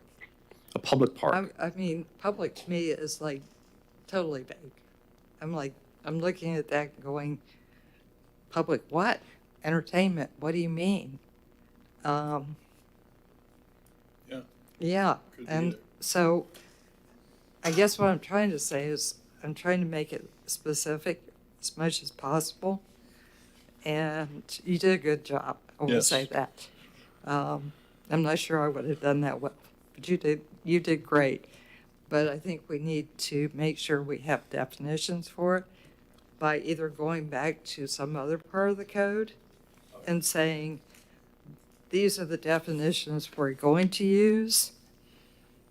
And that may cut it down. I mean, I'm assuming that somewhere in the code we've defined public park. I think we could look at that approach if we need to clarify that particular definition. So the terms that are used in there as non-residential uses, have them refer to a particular definition that already exists. Yeah, Okay. that would be easier. And would a public park be acceptable as the non-residential use when it comes to this? I think a park would be great, because that was one of the other things I was thinking about. You're talking about 25% open space. And as I understand what you were saying, you were talking about it could be a paved area, sort of like the urban village, Titus Landings kind of thing. And I'm like, so these people are low income, and we're going to give them a piece of asphalt to play on? And I'm sort of having a hard time with that. I'm like, they deserve one or two trees there that they can go hang out under. You good? No, Oh, okay. sorry. No, you ain't. I just want to make sure, guys. So the other thing that I sort of have a problem with is we're talking about the 20% if it's industrial, commercial. Then if it's over 20%, X happens. If it's under 20%, Y happens. And I sort of have a problem with not counting the airport, which has space perspective in it and another number of different facilities that are commercial, industrial. We did a concrete recycling plant. Yeah. I think Don Mount has HM Squared down there. And there's a number of commercial businesses in there. And to turn around and say, we don't want to count that. And we did so with due diligence, I might add. Yeah. I do have a response to, Yeah. okay, so I would refer you to page 522 of your packet. It's a different agenda item, but it does have the zoning districts in there by category. 2 seconds. 522 of your packet. So you might have to zoom out a little bit to see that full page, but you'll see in the top row there, this is our zoning use table. And you can see all the zoning districts in there, and they're categorized by type: commercial, industrial, residential, and so on, and mixed use. The concrete facility that you referred to is on property that's zoned industrial. Okay. The airport is located on property that's zoned public. Okay. Now, there are some limited uses that are expansive in there that so if it's got an industrial use or some kind of manufacturing use, it has to be strictly airport related. It can't be opened up and ended like some of the other industrial zoning districts or even commercial zoning districts. So there's some, even in some of our special zoning districts like P and OR, allow uses in there that might not strictly mean what they say, what those zoning district titles say. So we looked at these categories we see here on page 522 as the guidance on how we can apply this law. Okay. Now done. Your last sentence, I think it says it all. It might not mean what it says. That, to me, as I'm listening, and I remember Vice Mayor a little while ago saying thank you for keeping this simple and understandable. And I know you're working very hard on that, but it just seems like there's so much here. And then as I look down here, basically he says planning and zoning will hear this October 4th. I'm like, good luck with that. I don't know. Member Cole. Well, my question is more of a general nature, and that is, we got, this is a very comprehensive document that you've put together, and, you've got 2 weeks to work on it. When we approve this ordinance at our next meeting, I'm not sure if the League of Cities is doing anything with the other municipalities to do lessons learned. Can we come back and tweak it after we can still tweak it when we find out what other municipalities are doing with it. So once we pass this, we may find out there are some shortcomings that we didn't see because it is a comprehensive, very comprehensive document. So we can still come back and tweak it afterwards? Yes, it'd be another ordinance. Another ordinance Yes. to come back, okay. All right. I feel more comfortable with it that way. Yeah, and that's kind of what I said, is we're ahead of the curve, and we don't have a whole lot of different cities in our area to see what they've done. And I would say, Member Stokel, it would be something, and I know there's not time, you're in the first board meeting to discuss all of this, but I don't think a whole lot's been done up and down the county. So there may need to be some more tweaking as we learn more. Member Stokel, you're up. Yep, thank you. Yeah, to Member Cole's point and yours, Mayor, I do anticipate us coming back with this. That being said, I know we're putting staff in a hard position if we don't give them anything, because I know people are coming and you guys don't know what to do. So I think we do need to pass something just so we can start and then go back and tweak it. Just a couple thoughts on what was discussed. Even just looking at the airport space, I'm not in favor of including that at this time. I can see a lot of issues with that particular piece of property. And then when mentioning the non-residential uses, and Member Nelson mentioning the public park, my only request would be, when I think about the non-residential side, that goes back to my desire for more commercial and public use. I just want to make sure we're not, when you go back to define that, I don't want to see it being like a park just for that neighborhood where we see in some areas of the city. I would really like it to be a space that, and I'm thinking public park, that's going to be people walking potentially, but would that public park have some parking spaces so outside community members can join? So that would be my only request when thinking about that non-residential piece, that it truly is a public for people in the community outside that area to be able to come and enjoy some type of amenity. And that's all I have. Thank you. All right, any other comments from council? Guidance? All right, and I called all the cards, right? Only one card. All right, city manager. On to old business. We're on item number 11A, and this is the conditional mediated settlement agreement relating to the special magistrate's proceedings under section 70.51 Florida statutes, Florida Land Use and Environmental Dispute Resolution Act, in the matter of Gregory J. Nelson, Small Scale Amendment number 5-2022, petitioner versus the city of Titusville, Florida, the responder. Staff has recommended that you approve the conditional mediated settlement agreement, authorize the mayor to sign the agreement, and announce discussion of a motion to rescind the denial of SSA number 5-2022 to be heard at your next city council meeting on 10 October 2023. Mr. Parrish participated in the mediation and can answer any questions prior to the applicant coming forward. Mr. Parrish, can you give us a summary of where we're at and what we're technically deciding here tonight?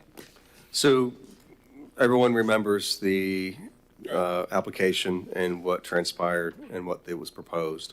I think that from what I recall from the discussion and from reading the minutes, the main piece of information that was really missing was some kind of something that addressed drainage in some way, stormwater in some way. So on page, during the negotiation,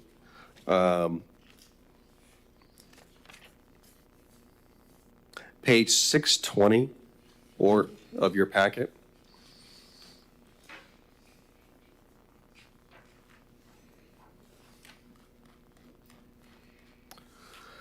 shows a concept that was submitted to us.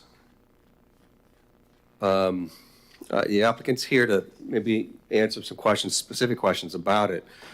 But there were, even before we started the actual formal negotiation, I've met with the applicant and their engineer, Mr. Honeycutt, about concepts of what could potentially be done on this property in the current configuration of zoning and land use on there, and then what, if that doesn't work, what about concepts that could probably allow for it to be encroached upon in some way with a different type of application. So we're looking at all kinds of options. And so they did show me some ideas of what buildings could be located where, and I think generally in every instance and every concept that was submitted to us, there was going to be some kind of impact to the existing wetland that's there, or existing pond. And so the question is, to what degree? What the applicant has proposed here to answer that question and to answer the public question at the hearings and your question about drainage is this concept plan you see on page 620. I'm going to point you to where you see in a dotted line in the middle of the page. That's where the existing pond is. That would go away and a full build-out potential of this.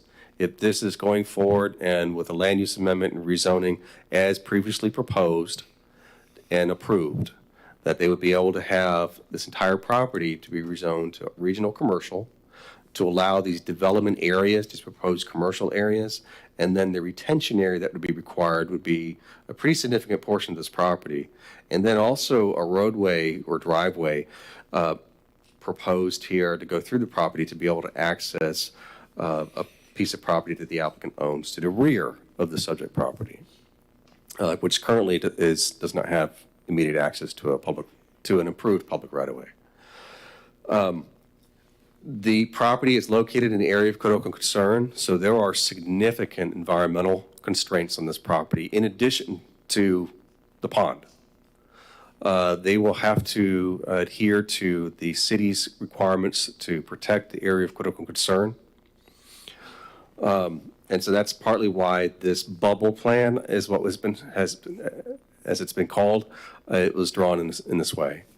So finally, then the issue about drainage, or impact to the adjacent single-family subdivision, the applicant and their engineer has proposed on the bottom of the screen there these arrows that are kind of going to the left.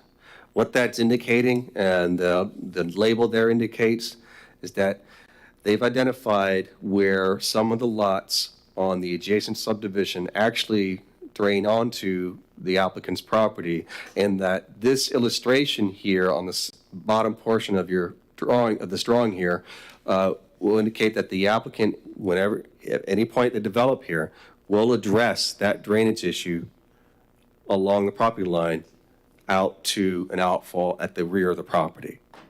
So this is not an engineered, this is not at an engineering level. This is not a site plan. We do not have a site plan. This is a concept to address the questions that were brought up during those hearings. And if you approve this negotiated agreement, then we will go forward with the next steps. That will include rehearing that application again with an amendment that will include this concept. So with that, I'll try and answer the questions you have, and of course, the applicant is here to answer any questions. Vice Mayor. Yeah, I was one of the louder speakers about the drainage, and I see that has been addressed and talked about, and that was my major concern, that we don't create try to do something better and create a larger problem. The drainage issue has been addressed in this negotiation process. And that's what was the most important thing for me as we move forward to address that. I understand. And the other thing was what type of car that was in that picture that Mr. Nelson had back in 1950. I'm still working on that. And if you could come up with that answer, I'll be all right as well. There you go. That's all right. Thank you, sir. Member Stokel. Brad, can you remind us of what the current land use and zoning is on this piece of property and what was proposed initially? Sure. So going back to page 620 of your packet and looking at that drawing, the area that's hatched in there, that's got that little, looks like an outline of a lake in there, that is currently, the majority of that area currently has the city's conservation comprehensive plan land use designation, and underneath it the OR, open space and recreation zoning.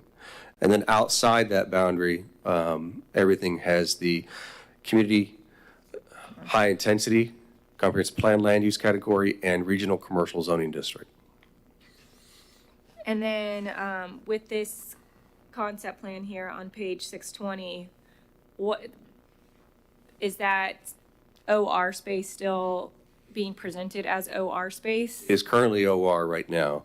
The applicant, when they initially submitted their application to you and were denied, they were requesting to remove and replace the conservation land use with the community high intensity land use and replace the OR zoning with the regional commercial zoning. So that it would be, you wouldn't see it anymore on our map. Right. But that would allow them to potentially impact or that wetland and pond area without addressing the land use, because then that would have already been addressed.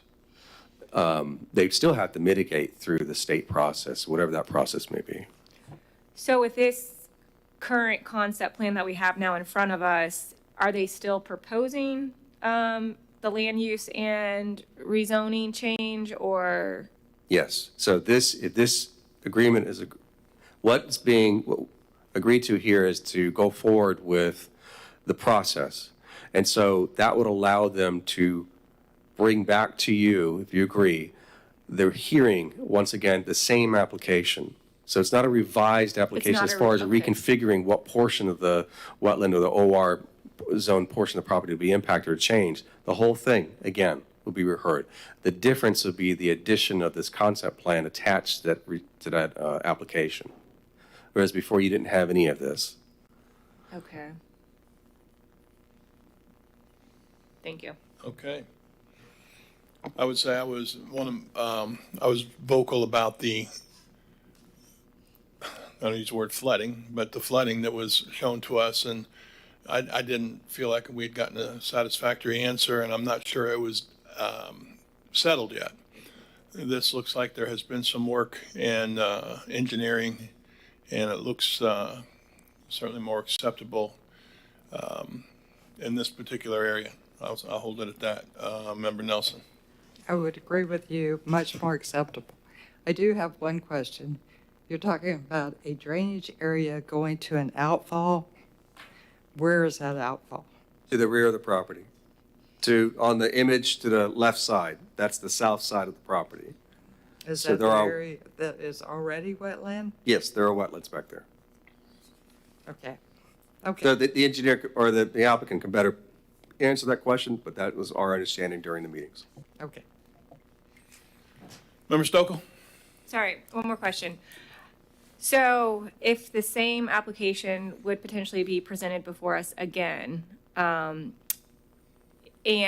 that land use and zoning change was presented before us with this concept plan, say that the property is sold and we've already changed the land use and zoning, what happens then?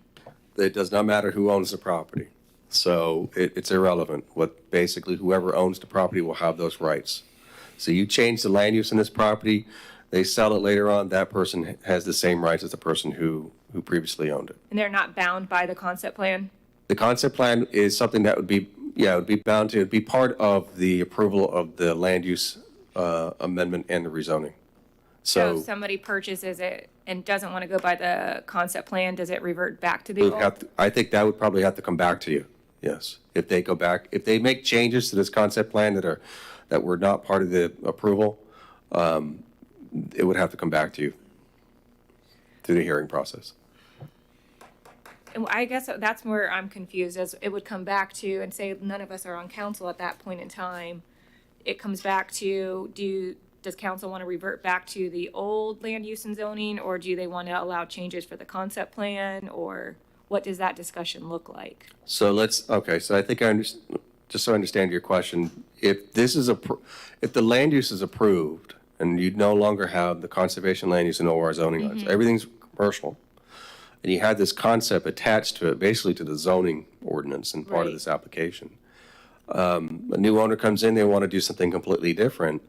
The amendment, they would have to come back to you to amend the concept. There's nothing that it wouldn't revert back to conservation land use or OR. But that's a good legal question, but that's my Yeah, understanding. that's my hesitation anytime we're doing a land use change, and like I always think is we have to assume the most intense use. Yeah, I just want to make sure we're protected. Yeah, if they submit a concept plan, then it's going to be binding. And anytime they want to change that, we put it through a rezoning process, which is a public hearing, which come to you. Okay. Or whoever's here. All right, anything else from council right now? All right, let's call the clerk. Call the clerk. Kim Rosanka. Let's call the cards. What will you call her? Stop the clock a second, please. Thank you.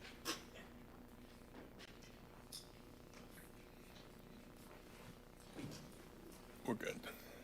Thank you.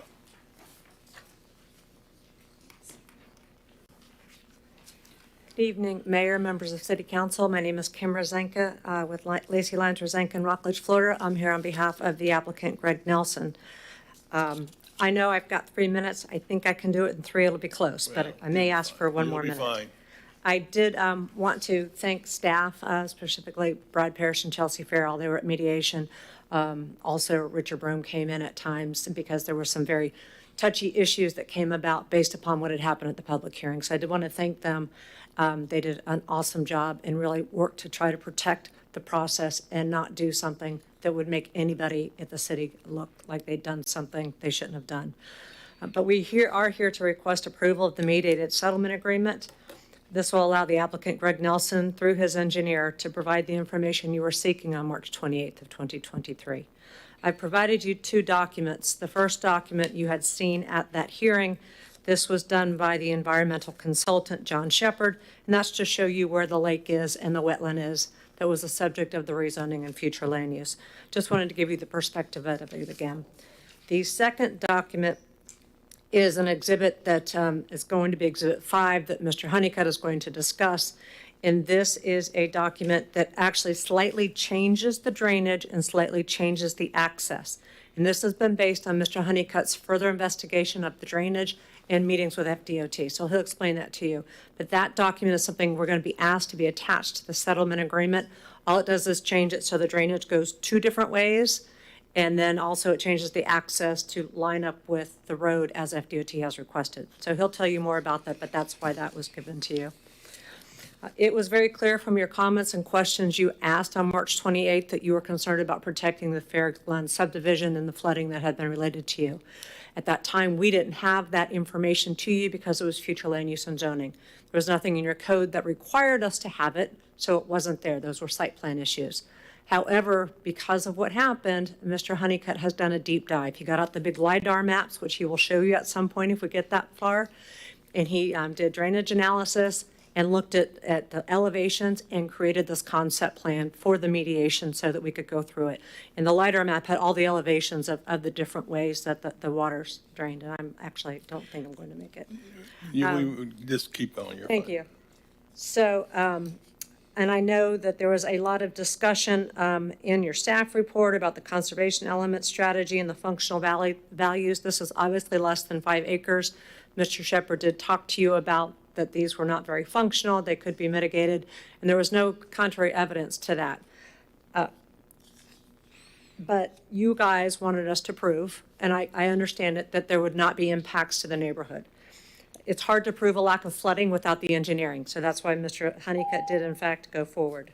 2 more minutes. 2 more minutes or 3? Just 2. 2 more minutes, please. Thank you. Thank you. Mr. Honeycutt has now conducted the drainage survey and has all the information you wished you had back in March. This was done in connection with the revised development plan for the property that would only impact the conservation land for access under your future land use policy 1.16.4, which we discussed in detail, and it's also in your staff report. Mr. Honeycutt did prepare 2 potential new plans, met with Mr. Parrish. Nothing could be done without a change to your code and a variance. That's why we went through this process of trying to come back to you, explain what you wanted to know, provide a drainage plan, a bubble plan that would be abided to. We're here asking for a second chance. I know that's very unusual. Robert's Rules allows for it. This is a very unique piece of property, very unique circumstances. Your code is unique with the wetlands conservation area of critical concern and all your well fields. So this is a very unique situation. We believe we met your comprehensive plan and your land development regulations. We were here on March 28th. We want to come back to you and give you more information and let you reevaluate. When we come back, not only, well, Mr. Honeycutt does have documents for you to talk to. He'll have more. He'll have the LiDAR maps, and we'll explain in more detail how all this drainage will work.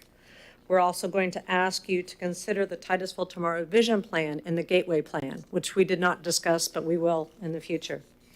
Mr. Nelson has outreached to the community and has provided you with about 15 letters. I hope you have them.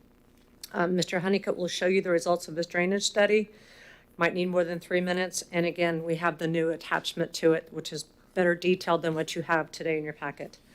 We ask that you approve this mediated settlement agreement with the new bubble plan and move forward the motion to rescind on the 10th.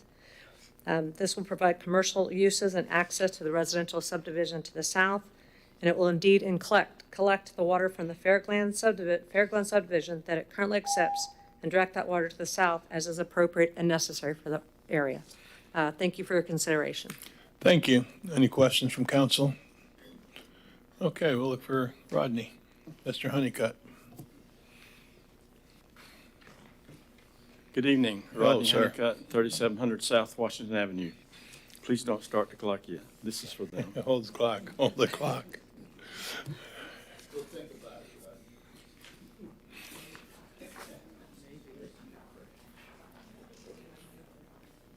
Is there anyone from Fairground?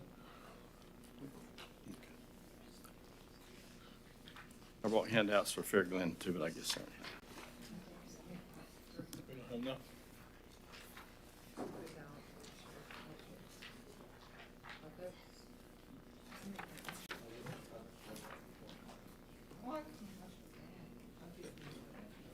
There we go.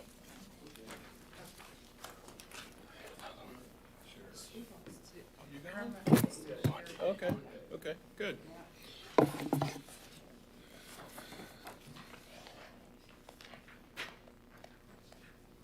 Wow.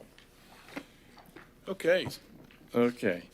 So first, I wanted to catch you up on something that was mentioned. After our hearing on March 20th, I think part of the reason for the denial was it was stated that in the comp plan, it says that we could develop the site, a reasonable use of the site, even though there was the OR zone. So immediately after that, we put together a plan similar to the bubble plan, but in more detail, and made a pre-application submittal to the city. And we met at the pre-application meeting. It's like, well, no, you can't put a road in the OR zone. You can't put a building in the OR zone. You can't really do anything in the OR zone without either changing the code or having more hearings you have to go through. And so then we went back and we changed the plan and took everything out of the OR zone except the road. And it's like, you can't do that either without either changing the code or getting a variance. So we felt the best thing to do was use the reasonable plan and come back and let you reconsider it. So I just wanted to explain that in more detail. And so going through the exhibits, what I want to do is try to explain the drainage quickly. The first exhibit, basically, if you look at the site on the east side of 95 and south of Garden Street, everything south of there in blue on east of 95 and south of Garden Street is a floodplain, 100-year floodplain. It's huge. It goes all the way down to State Road 50 with the same elevation, 18.7. And so that's the reason you show it. That's the outfall for everything around this. That's where it all goes. Eventually it goes under State Road 50 and goes south, out. The second one, and that's the whole FEMA panel for that area. The second one is called a fermet. It's just a blow up of the area or an enlargement of the area of the site. And so there you can see that everything in the flood zone around there is 18.7. And so these elevations are on a datum called NAVD 88. Just briefly, up until 1988, the way elevations and datum were in North America was a series of flat plates that was made up. And that's what everybody used, that was required to use on federal work. And so after satellites in 88, then they no longer lead a series of flat plates. It's actually satellites tell you the elevation based on sea level. And so that's what's the standard now. And so the FEMA map is based on the 88 datum. And anything else I talk after this, well, Let's go another 3 minutes if we could, please. I think I can get in 3 minutes. Thank you. And so FEMA gets their data from Brevard County Property Appraiser in addition to other ones. And the Brevard County Property Appraiser's office has those LiDAR maps, which is actually the elevations in detail of all the land. And so I got that data and analyzed it. And on Exhibit 3, you can see the drainage patterns for the area. So if you look at Exhibit 3 at the top, you can see the subject site. And so Fair Glen is to the east, and most everything in Fair Glen drains east and down the roads, and then their outfall is down south, and it goes through the small FEMA area and wetlands and into the large one. The area that's kind of blanked out on the west side of Fair Glen actually drains onto this property. And so the lake, if it would never happen, but if the lake was a tub and it filled up, the overflow point would be the red arrow that you see on Fair Glen boundary, where you see the arrows pointing in both directions. That's where that would be. And so the subject site would go west and then south and go down to the same area eventually. If you look at Exhibit 4,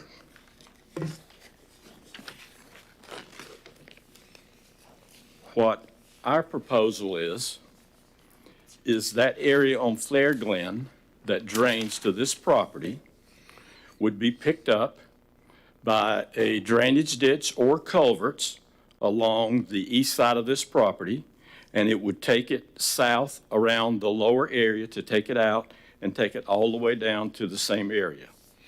And so, therefore, if it ever happened and there was a monster rain and it flood up, it would not overflow into Fair Glen, it would go south. And so not only does this take care of the drainage that comes off of Fair Glen and goes south, it actually helps it out. And there's actually one property, I think it's I can't remember the name, it's Lot 6. That is where the low area on Fair Glen. And so this eliminates that issue. And so then Exhibit 5 actually helps you see how our drainage works. There's a proposed road, which I'd like to point out that road. Let's go one more minute, please. Okay. That road is further west than it was because now we have an area for a drainage easement and landscaping between the property and Fair Glen. And so that road that would have the drainage facilities in it that would pick up this drainage and take it south. And so this would be the new bubble plan, and would be attached to the mediation agreement in lieu of the other one, and it would be the same plan that we would propose if there is a rezoning consideration. So this would be a binding plan to anybody that owns that property. And like they said, the only way you could change that would be to come back to council again and have a hearing. And the last thing I'll mention has already been said, but this is in the area of critical concern. And so 95% of this property is in the 25% impervious area. So it's not like it's going to be developed like a normal with 50% or 60% impervious. So with that, I'll ask if there's any questions. First, I will say that the biggest concern I have, and will continue to have, is to make sure that the residents aren't flooded by the project. It appears to me, because we didn't have this first time around, this is really, and a matter of fact, it looks like you've done some extra. I am not the expert, but it does appear to me that at least the attempt, and it looks like it would be successful, would be that they'd be in better shape flooding-wise than they are now. I don't know that it's got anything to do with the area. I drove the area today. I drove down Fair Glen, and I can really, it's obviously, as you guys know, you can't see a whole lot back there behind it. But I can tell you, and I think there was a rain last night, but there was all kinds of water sitting in the gutters and some of the grass areas. You can see the water sitting in the grass area, still very soggy. It reminded me of the Marbecca area. Again, it sounds like this would be beneficial, and that might not happen. Now, with that said, Rodney, you're world famous for speaking to those involved. Have you had a chance to present your program to them yet, with them, the residents? No, I haven't. As a matter of fact, I brought additional copies tonight so I could give them and they could hear the same thing, but they're not here. Maybe they're waiting to come to another hearing, which we will present again. Okay. I certainly have noted to you that I think sometimes the greatest thing to do is communicate. And if you can continue to do that, I will say that there is more here than we ever had before. And I remember calling you up near the end, hoping for something like this, and I could not go forward knowing that it looked to me like we were going to have a flooding issue, whether I was right or wrong. That's what it looked like to me. And I could not vote don't want to vote for flooding anybody's area. And with that said, we got lots of lights here. Member Cole. Rodney, my question is, I realize you haven't developed a site plan yet, and your drainage that you show on here is based on existing topography and the existing elevation. So I'm wondering, you're not planning on bringing any fill in on this because that would change the topography of the land and change the drainage. So how do you plan to approach that? So no, there will be fill. It's got to be field. That's the purpose of my question, because these drawings are based on existing topography, right? Or is it based on what you plan to do? So Exhibit 5 is based on a proposed plan. Okay. That the elevations have to be changed to work. And if you go out to the site, I mean, the road is elevation 40 and the lake elevation is 17, and it's probably 200 feet. So you couldn't Okay. have that drop off. Okay. Like that. All right. But everything flows south. Yeah. And so everything would get lower as you go in that direction. Okay. And that's how it would drain. I'm good. Member Stokel. Just to clarify for procedure, I feel we don't notify residents of this, but if we do rehear it, the ordinance, then the residents will be notified, correct? The residents, certain residents that were living in properties adjacent received this, They correct, did? this Okay. package. They received the order, the proposed settlement agreement, and notice of what we're doing moving forward. But correct, if you approve the agreement, at your next meeting, we will notice it in the agenda, your motion to reconsider or to rescind. And if you do rescind it at your next meeting, yes, we're going to advertise the public hearing, just like we would originally the land use and zoning. Okay, but residents were notified of this meeting tonight, In the correct? statute, the ones that were adjacent. Which would have been Fair Glen, yes. Okay. That's good to know. Tim could speak more to that. I don't know how many, but And that's why I thought they would be here. Yes, so no, that's good to know. And I was like, oh, maybe they weren't notified, so, perfect. Okay, so that's good to know. Thank you, this is very helpful. And if you watch the council meetings, I'm super big on commercial, and I do know this is a main area for commercial, so that was never my issue. I think we've all kind of spoken to what our concerns were. I appreciate these drawings, and as the mayor mentioned, it does appear from, if this goes through and we approve it down the road, that potentially the Fair Glen residents might have a better position as far as flooding. Would that be an accurate statement? I'm looking at that red.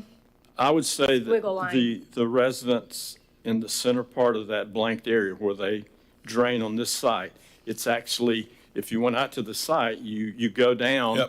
Yep. And then you go back up. The residents on this side are higher, that some of them are as high as the gas station out on the road. But there's an area in the middle that's lower, and they'll benefit from it. Okay, and I appreciate that, because I think that watching that and being a part of that meeting, I could tell they're very frustrated. They purchased, they hope to not have any issues, and then a lot of them do have issues. And so I appreciate you including it, not only to address the concerns right now, but then also trying to make improvements to the adjacent area. Thank you. The residents' concern at that time, as I recall, with the pictures they were showing, et cetera, again, reminded me more of Becca. They already, as they put it, we already have flooding issues, and it appeared to them as you cover a lake or whatever it is you were doing, it's going to be worse. And this doesn't look that way. This looks like it's going to improve the flooding. So it gives the opportunity to improve. And the reason I want to mention that is the lowest lot there, when it rains now, it floods. It's not because it wouldn't drain if he would correct the drainage on his lot. Correct.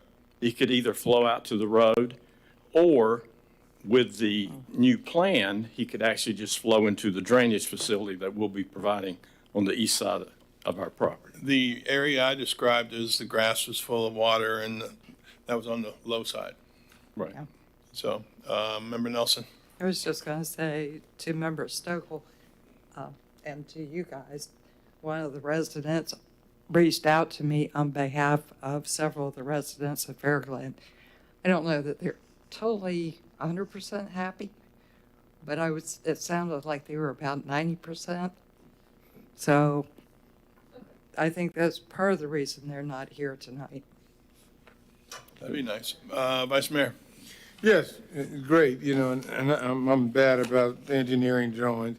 I love your wiggly arrows. I think they're great. Yeah, well, yes, of course. At least I know about water. Is that alongside the road? I love the drawings. Is that a ditch, or is that going to be piping on You're drawing talking about 5? Exhibit 5 for the road? That will more than likely, since it's not a final plan, I'm not sure I'm doing it, more than likely, it's going to be in a pipe. You're going to have road drains, and they'll all be piped. Without being hard pipe, you're going to have the elevation is still going to be there, and you're going to have to have a front loader to get all the debris out every time it rains to keep the drainage going. It'll be like a typical city street. It'll have drainage inlets and. Okay. Yep. Yes, sir. But I like it, I thank you, and it makes me feel so much better. Thank you so very much. Any other questions? I see none. Thank you. Thank you. Mr. Honeycutt. City Clerk? Randy Coleman. Good evening, I'm Randy Coleman, 3869 Rambling Acres Drive, and I came to support Greg Nelson. I'm asking you all to move forward or help him move forward with this project. Thank you. Thank you, sir. Next card. Council. I will do, before we even do that, I want to reiterate that this clears up a lot. And it not only clears up a lot, it eliminates.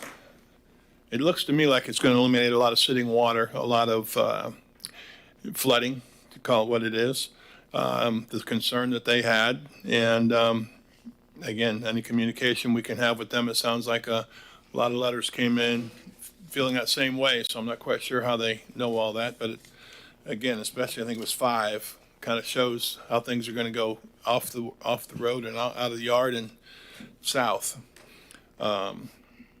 And again, I have no regrets about the way I voted the first time. I will say it was a very back and forth, but I needed to know that there was a plan to keep the people from flooding. And it does look like you have spent a lot of time on that plan. Member Nelson. Do you want a motion? Member Stokel. Yep, just to clarify from our agenda packet, it says it will be heard at our next council meeting. Would that be the first hearing then? Okay. No, you'll do the rescinding at your 10 October meeting. It's not today. That's correct. Correct. If you'd like, I can read from the addendum to the mediation settlement agreement. If this agreement is approved by council tonight Okay. and executed by the mayor, then petitioner is seeking a rescission of the development order by council at the October 10th, 2023 city council meeting. Okay. Or a subsequent meeting if necessary. So if you approve this, then we are going to notice consideration of the motion to rescind at Okay. your next meeting on October 10th. If the motion to rescind is approved, then both the comprehensive would- plan amendment and the zoning applications will be renoticed and scheduled for second reading public hearing on November 14th, 2023. Okay, so tonight we would just be approving this agreement, it and is. then the next meeting, just to Right. reiterate, I will not be at the next meeting, but, The next meeting is consideration to rescind it, and if Okay. it's rescinded, the public hearing will be noticed and advertised for November. okay. Thank you.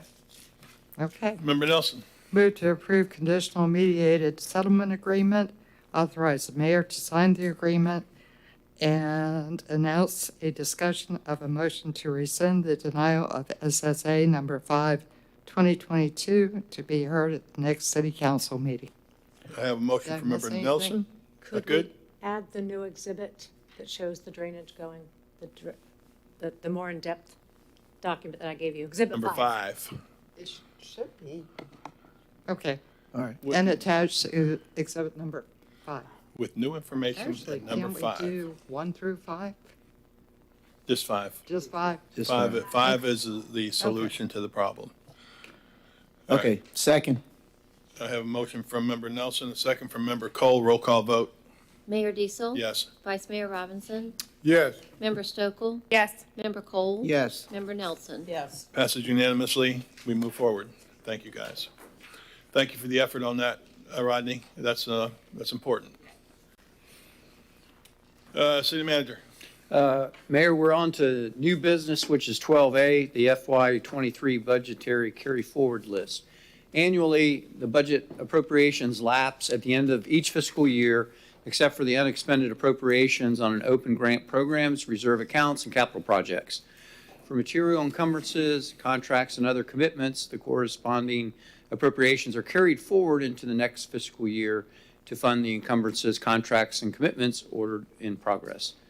The FY23 carry forward list consists almost entirely of vehicles and machinery that have been ordered and purchased, but we have not received yet. Due to several factors such as COVID, pandemic, supply chain disruptions, and worldwide chip shortages, nearly all the vehicle and machinery orders are experiencing significant backlogs, and some exceed 8 to 10 months, with specified equipment being greater than 12 months. And as a reminder, the fire truck that we purchased that y'all helped push back in was about 28 months from order to receipt.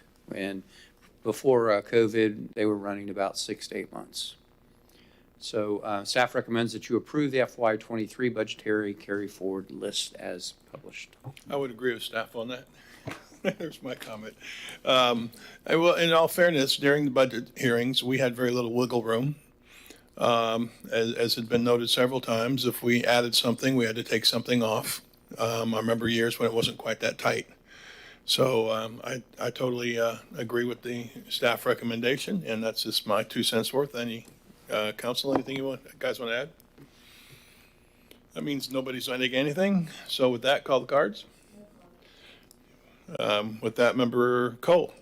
Yes, I recommend that we approve the fiscal year 2023 budgetary carry forward list. You Second. make a motion. You recommend, go ahead and say, make a motion. I'll make a motion. Wow. Well, recommending, we might not, that's not very strong. Okay. I make a motion that we approve the fiscal year 2023 budgetary carry forward list. There you go. Thank you. Thank you. Have the motion from Member Cole. Second from Member Nelson. Roll call vote. Vice Mayor Robinson? Yes. Member Stokel? Yes. Member Cole? Yes. Member Nelson? Yes. Mayor Diesel? Yes. Passed unanimously. City Manager. On to item 12B, which is inclusionary zoning advisability. Earlier this evening, you received a staff presentation on inclusionary zoning, and staff is asking for your advisability to provide a research report on housing needs with recommendations related to adopting an inclusionary housing or linkage to fee ordinances. And staff is here to answer any further questions you may have on this, but we're looking for your guidance if you would like us to proceed or not, or how would you like for us to We're proceed? looking for Vice Mayor's guidance. Vice Mayor. I've done a little bit studying, and I want to move forward and make the recommendation that we move forward on adopting the inclusionary housing and linkage fee ordinance. Now, we- with that, motion. That's where I want to go, but. yes, sir. With that will be considerable amount of research. We'll probably wind up doing a consultant to do the research and come back to you. So just as long as you know, it's not going to be anything very quickly. Member Stokel. Yeah, that's my concern, to be honest. I feel like we have a lot of projects going on right now, and anytime I see something, I feel like it may be a good idea. I just don't know if it's the right time. And the reason I say that is it will either pull staff time or, in this case, pull money and funds. And the only reason I'm saying maybe wait is because I think this Live Local Act is addressing some of the affordable housing concerns that are happening, and I'd rather direct our time to implementing that correctly and making sure we're doing that well and we're not diverting efforts. That would be my only concern. I am interested in it. I just don't know if right now that's a top priority for where I would want staff to direct their time and efforts and money personally. I think that's a valid point, but I would say you don't know if it's the right time. I don't know if there's ever been a more right time for something like this when it comes to affordable housing. I think that if you were to survey, matter of fact, we had that one informal survey a lady did, and one of the things that was very high on the list was affordable housing. I know, and you're right, we have the other thing from the state, making its move, but it also sounds like that's got a lot of twists and turns to it that I don't think we understand yet. I don't have a problem with trying to roll and I know I don't have a problem because I'm not on staff and I'm not in there trying to make this work and all that has to go with it. But I would want to move forward with this inclusionary, at least, start it. It sounds like this isn't going to be real fast either, but I don't know that there's a better time to start on affordable housing than this. Member Nelson. I agree. I'd like to at least move forward, and I would agree with you. It's going to take a while to. Both of them.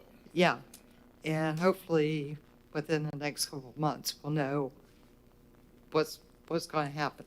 We'll have more information. I have a hard time voting against.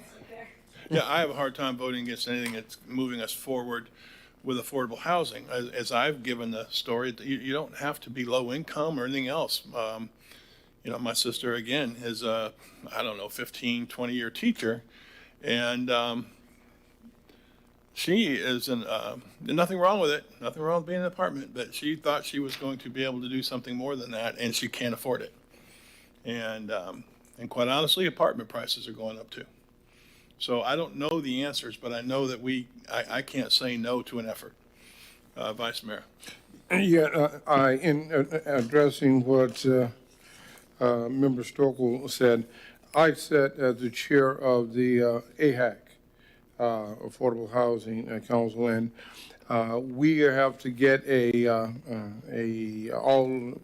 everything to the City Council for approval so the state can have it by December 31st. And we met a week ago, on Monday, a week ago, and we could only go so far because we have so many of these little things outstanding, the inclusionary zoning, the land, act that's going on, and we can't do nothing until we get some idea of where we're going with that. Even though everything remains pretty liquid, even as we make decisions, because sometimes things change as we go along the way.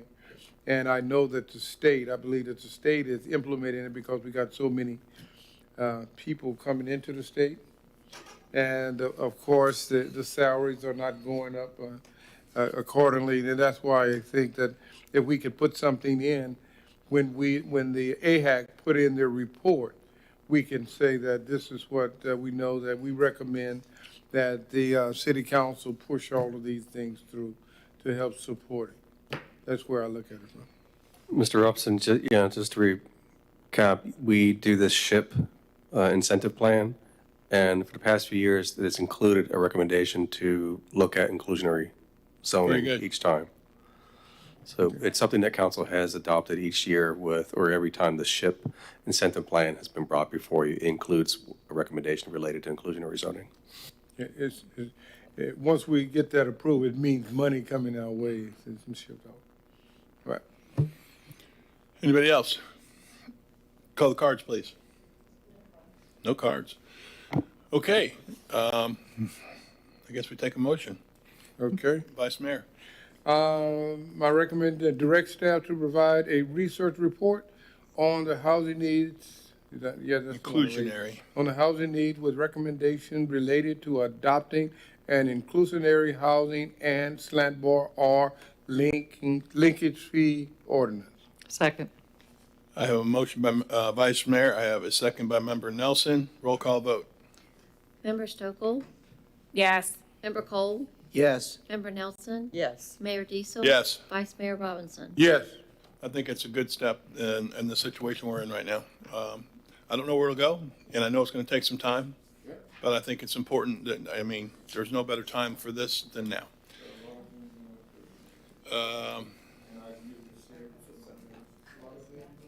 Petitions requests. Petitions and requests from the public, if you haven't spoken yet. I don't think you've spoken petitions and requests. You didn't speak it. No, he spoke on petitions and requests? Yeah, come on. I don't know what to say. Maybe I made a mistake. He was such a good football player, you used to call him and send him out so much. He was just reminiscent the whole time. He was a team player, that's for sure. Oh, my. Well, first, let me just address. Your name real quick. Oh, excuse me. Once again, Aaron Faison, 530 Loxley Court. So let me first just address kind of inclusionary zoning versus the Live Local Act. The Live Local Act is primarily focused on apartment dwellings anyway. And Live Local Act is, and inclusionary zoning. A little closer. I'm struggling to hear that. Okay, I'm sorry. There you go. All right, so the Live Local Act primarily is focused on apartments, and hopefully inclusionary zoning is kind of focused on single-family homes. So they're two separate things, and we can kind of attack them both at the same time. All right, but that's want to just kind of put that out there right quick. But I did want to say something for you guys. Okay, today I want to express my heartfelt gratitude to our city council and dedicated staff for the incredible hard work that you all do day in, day out to make our city a better place. To the council, your commitment to shaping policies and decisions that benefit our community is truly commendable. Your hard work doesn't go unnoticed, and you're a driving force behind our thriving city. I'd also like to acknowledge Mr. Parrish and his outstanding efforts in advising you guys on inclusionary zoning. This initiative is a milestone for our city's forward progress, and I believe that Mr. Parrish will definitely guide you guys in the right direction. I want to be clear that my advocacy isn't limited to just Section 8 recipients or any other specific housing category. I'm here to support fair housing for all, echoing the principles that are found in Matthew 25:40. You did it to the least of these, my brethren, you've done it unto me. Housing equity is a goal we all share, ensuring that everyone, no matter their circumstances, has access to safe and affordable housing. This progress wouldn't be possible without the collective efforts of you guys, the city council, city staff, and individuals like Mr. Parrish. Your dedication to positive change is inspiring. In closing, I extend my heartfelt thanks to you all. Let's continue to work together to make our city a beacon of progress, inclusivity, and fairness. Thank you for your time. Thank you very much. Aren't you glad we let him speak? We had some fun. No, thank you very much. Any other petitions or requests? Come on up. Sitting quietly in that corner. I didn't even notice you over there. Name and address for the record. My name is Ashley Burke. I live at 2768 Majestic Avenue, Melbourne, Florida. And thank you so much for your time this evening, Mayor, Vice Mayor, and council members. I am the president of Space Coast Bunnies. We are a nonprofit rescue. Probably not a topic you're expecting to hear about tonight, but I am here to ask for your support because We have been dealing with a significant domestic rabbit overpopulation problem in this county, across the county, and we are trying to get the attention of the county commissioners. And we have stopped a number of colonies from happening just right here in Titusville, at least half a dozen colonies. And the problem is that pet stores, along with irresponsible backyard breeders or people that are purposely breeding, are creating a nuisance to residents and to businesses. And you may have heard about the situation down in Wilton Manors in Broward County, where a resident let go a couple of bunnies in the neighborhood and it turned into 100. Oh my and God. Now they are dealing with a huge conflict with the residents. They're causing property damage, chewing on, satellite TV wires, eating landscape. And like I said, there's a huge conflict between residents that want them gone and residents that enjoy seeing them out there. And they're suffering from illnesses and disease and injuries and putting a huge cost on the city. It's going to be about $40,000 to take care of it.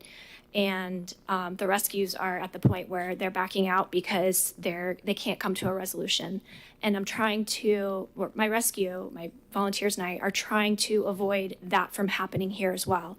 And so that's why we've been taking care of the problem. No one is noticing that it's a problem because we've been running around stopping these colonies when it's 5 or 6 before it turns into several dozen. And people are sold the idea or have this idea that if you buy bunnies from the pet store, it's a cute present for their kids, and it's inexpensive, and they're starter pets, and that's really not the issue.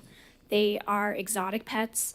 They cost a lot. There's not low-cost spay-neuter in this county for rabbits.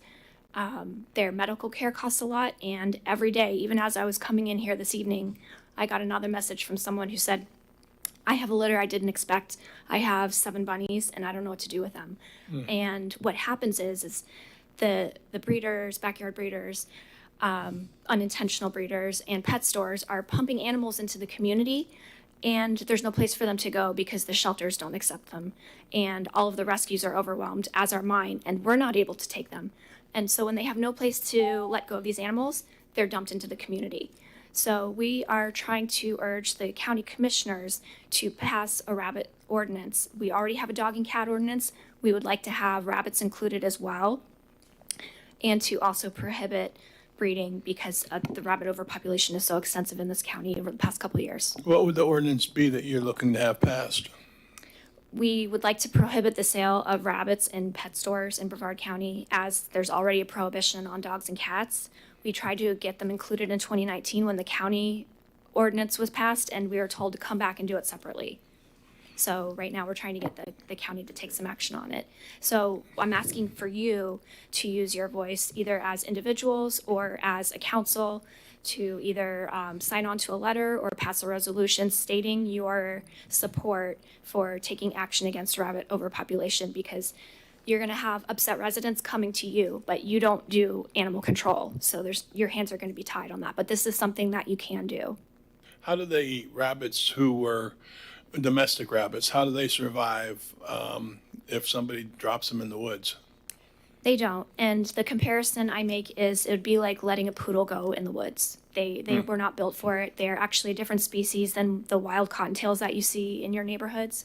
They suffer, like I said, injuries, lots of illnesses. They can spread disease such as coccidia and pastorella. And there's also another disease that's coming through Florida. I could go on, but Wow. to save you the time. Very disappointing to hear, and I don't know that I really thought about it, but I think I've seen that where all of a sudden, the woods is behind my house, and all of a sudden there's all these, white rabbits running around. Yeah. And I'm like, white rabbits? And it's like, wow. So I kind of figured they got dropped somewhere, and sadly enough, probably because this was, a year ago, and you see them all over the place, and then I don't see them anymore. So you like to think they relocated. I've got the feeling maybe that didn't happen. Yeah. And we're on the verge of having a new feral cat problem in rabbits. So we're at the point right now where the floodgates are about to break open, and we can do something about it now. But once we get past that point of no return, you're going to have a new feral cat problem out here which will be Robinson's. Well, I first of all commend you from coming from Melbourne to be here to speak to us about obviously I'm very sentimental about animals, and to have you, lead a charge on trying to, deal with that population, I very much appreciate that. Council, anything? I can send, I'm planning on sending along some information that I'm sending to the county Please as well, do. but I just wanted to come and introduce myself to you and give you some background on Well, it. thank you so much for what you do, and thank you for coming up here today. Thank you so much. Thank I you. appreciate your time. Anyone else? I see none. City Manager? We're on to mayor and council reports. I'll be very brief. I got some positive reports from some people on a couple things. One of them was the Titusville gathering at St. Gabriel's on the future planning. I wasn't real familiar with that, but it sounded like there was a good crowd and a lot of information exchanged. And then I was in an event a week ago Sunday, and a guy came up to me and asked if I was the mayor, and I didn't know if I should say yes or not. But I said yes, I was, and he thanked me for how the downtown looked now and compared it to how it used to look and some of the problems we had down there before. And I won't go into all the problems but anyway, he was very pleased. And again, like I said, I wasn't sure what he was going to say, but he came up out of nowhere and said it. So that was really cool. And I want to give a shout out to the Titusville Terrier football program at 5-0. I think the last time that happened was 1995. And then we got to 6-0, and then we didn't. But anyway, I love Coach Holmes and the gang over there, and I wish him the very, very best. With that, I'm good to go. Let's go this way. Vice Mayor. Yes, we got a couple of things going on. Friday night,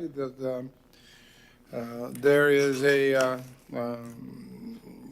saying goodbye party for Bob Landry out at the Indian River Lagoon. I am the MC.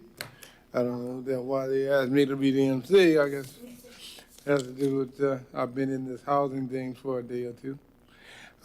Coming up next Saturday, I'm the keynote speaker for the Links of Hope, talking about how to save our children on that topic, and see if I can give some few days over wisdom about saving our children, what's really happening with them, and people may not want to hear it. I'm staying away from that. NAACP is coming up, and that's all I got. Yeah. My church, I guess I can say that from here. Can I say that? My church is, we're doing a community program. Our community come out in and visit on Saturday, the 28th, from 11 to 2. The mayor is going to speak there, and the police department will be there to represent the police department. That's the one in Campbell Park? Campbell? Campbell Park. Campbell Park, yes, I'm there. To try to get to, talk about, my wife will be speaking because she has a double master's now, and she has one of her specialties is mental health, and she will be speaking on mental health out there, and Dr. Mark Rendell?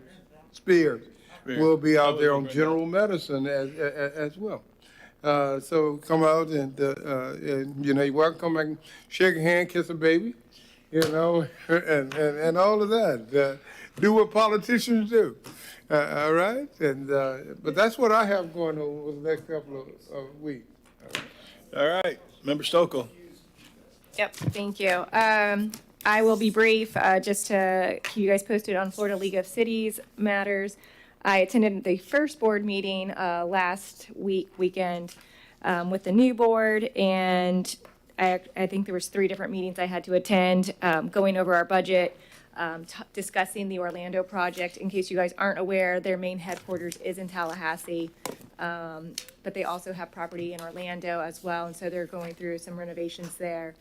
I'm so impressed with this league, and I think just even you guys attend the Space Coast League of Cities meeting, I think it's just, you get to see it on a smaller scale, but truly the Florida League of Cities is the best in the nation, and then that's reiterated just through how they've built the organization with the insurance trust, their pension plans, what they do.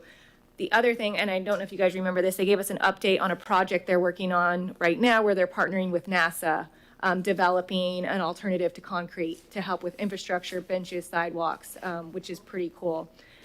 So that happened. My young elected municipal officials group, we are still going strong. We started a new Zoom series to meet in between different conferences when we're together to focus on professional development, learning more about municipal government, learning more about the legislative process, bringing in guest speakers, and then just maintaining those relationships throughout the state and helping each other learn and support one another. So that's going on. And then this weekend, I will be attending and speaking at the International County and City Managers Association on community engagement, participation, and social media, and then attending some workshops there as well. So that is what I will be busy and have been busy with. Very good. I'm trying to keep up. I love how we all have our little niches. Like this board is probably my favorite. We don't get to eat at the table. Oh my gosh, goodbye. No. Matter of fact, we decided next time we're staying outside. By the time we get there, all the food's gone. Remember Nelson? I spent the last couple of weeks talking about trees. You know those trees? So we went out to Parks and Rec and talked about putting some sable palms along the shore at Sandpoint Park because the idea is it would prevent erosion there. So we started out with like 20 trees, called Commissioner Pritchard, and bless her soul, she said, work on getting you some funding, or getting Jeff Davis funding. And so their arborist was going to take a map of Sandpoint Park and put where he wanted trees. Well, we went from 20 trees to 100 trees. Ooh. Well, that's a good thing. So, which is a good thing. I was sort of thinking, where are you going to put all these trees? But apparently he has a spot for every one of them. So, my apologies to the commissioner, but Parks and Rec is after 100 trees and not 20. So, it may be a 5-year plan. So trees are kind of expensive. Yeah, and some of those trees have to be commercially planted. You can't use. Maintaining them is expensive also. What is? Maintaining. Oh. Any rate, they're ready to go. And October 21st, our Rotary Club is having a scavenger hunt. We're meeting at the Julia Street parking lot, and the money raised will be going toward the books for the theater. So they're doing some kind of literacy campaign, and so that's where the money will go. So if you want to know what happened in Titusville over the last 100 years, this is the way to learn. Very good. Very good. We're very diverse on all the things we do too. So, Herman, what are you doing? Well, they locked the doors in the nursing home at 9:30, so I'm gonna not say anything. Herman, that's a good thing that you, I know your involvement with the park, and you've been in that. That's a good thing. Yeah, thank you. So, are they going to keep you? Never mind. Be nice, Mr. Mayor. City manager. Well, I think Member Cole could, having been here 100 years ago, he could probably assist in providing that information to you. I don't think a junior colonel should be talking to a senior colonel that way. Thanks, Mayor. We have 2 action items under my report. The first is there's 2 times that we request that you cancel a second meeting. The first is your summer recess, which is in June. And this December meeting, which happens to fall on 26 December, we'd like to have council consider canceling your second meeting in December. I don't think that'd be a tough consider. I need a motion to cancel So moved. I second. all those in favor say yes? Yes. Opposed? No December 26th meeting. All right. The second item is the Florida League of Cities as well as Space Coast League of Cities have asked for our legislative priorities. So we've provided you the FY23 legislative priorities, and if we could have you make any further adjustments or discussions, we'd like to get them out to them tomorrow. Okay. Nothing needs, I mean, we don't need to discuss that right now. Okay. Yes, you do. So discuss it. Any comments, questions? I think Member Stokel. my only one was the Live Local Act. As we're trying to work through that, that's personally going to be regardless if we submit it as a city, that is something that I'm very passionate about, land use and what they're doing at the state level. So, yeah, that would be my only, my biggest recommendation. And yes, the ones that we've used in the past with the lagoon. So leave the FY23 and add clarification of the Live Local, or what would you like? Yeah. Page 676 has that language that we proposed. Yeah, that's fine. I just Okay. want to make sure that's my biggest one that Okay. so I'm happy with I think it. that's everybody's biggest one. Truthfully, I think that they had a good time voting on that and sent it out half-baked. I mean, really, the more I look at it, the more it's not prepared to be understood. And I'll just leave it at that. On that, it's very generic. And that's all it is, because the diversity in all of the cities in Florida, from those that are inland to those that sit on the coast, it's a lot of difference in those cities. You have to make it very generic and inclusive. That's why it's so difficult. Yeah. No, I don't really need a vote, but I think if you would just accept what we've. I accept what's there, and I certainly agree with Member Stokel as far as trying to clarify that, but I don't know that that's necessarily something we need to add on that. I'll take your leadership on that, so I don't think we need to vote, but I think that we're all in agreement that what you have is good. Okay. Two information items I'd like to share with you as well is Heather Kenny did provide you the grants, Lean Six Sigma project. Right.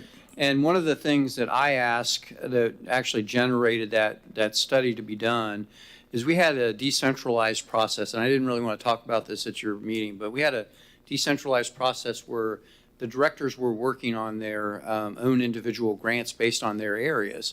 And then they would provide me input and feedback on what we're doing. And of course, I would have to approve them, and some you would have to approve. I couldn't get my hands around how many grants we were actually working because they were all decentralized. So what Heather did is brought it all together, and I asked 5 questions. And one of the simplest questions was, how many grants do we have that we're currently working, and what is the status of those grants? Simple question. And her study has provided us a great tool. And one of the questions that I ask, again, we have $29.2 million in grants that we're working, which is very impressive for a city our size. We're also currently working, we have $10 million in pending applications. We have a good feel that we're going to probably get at least $8 million of that. So that's also a very good snapshot. And like you all have said, we'd rather use other people's money and apply that to where we can. So very impressed with where we're at in the grants process. And I think we'll actually do a lot better now that we have a process in place. So I really appreciate the Lean Six Sigma projects that our staff is doing.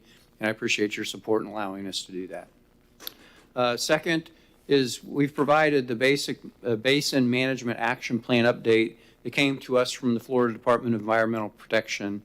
And this report was closed out at the end of the year 2022. And what it showed for the city of Titusville is we are currently ahead of our milestones. 2 milestones that we have to meet is 2025. We have met our 2025 targets, and we are nearing the 2030 projects, goals and objectives. With the projects we currently have on hand, we think we'll exceed our 2030 targets.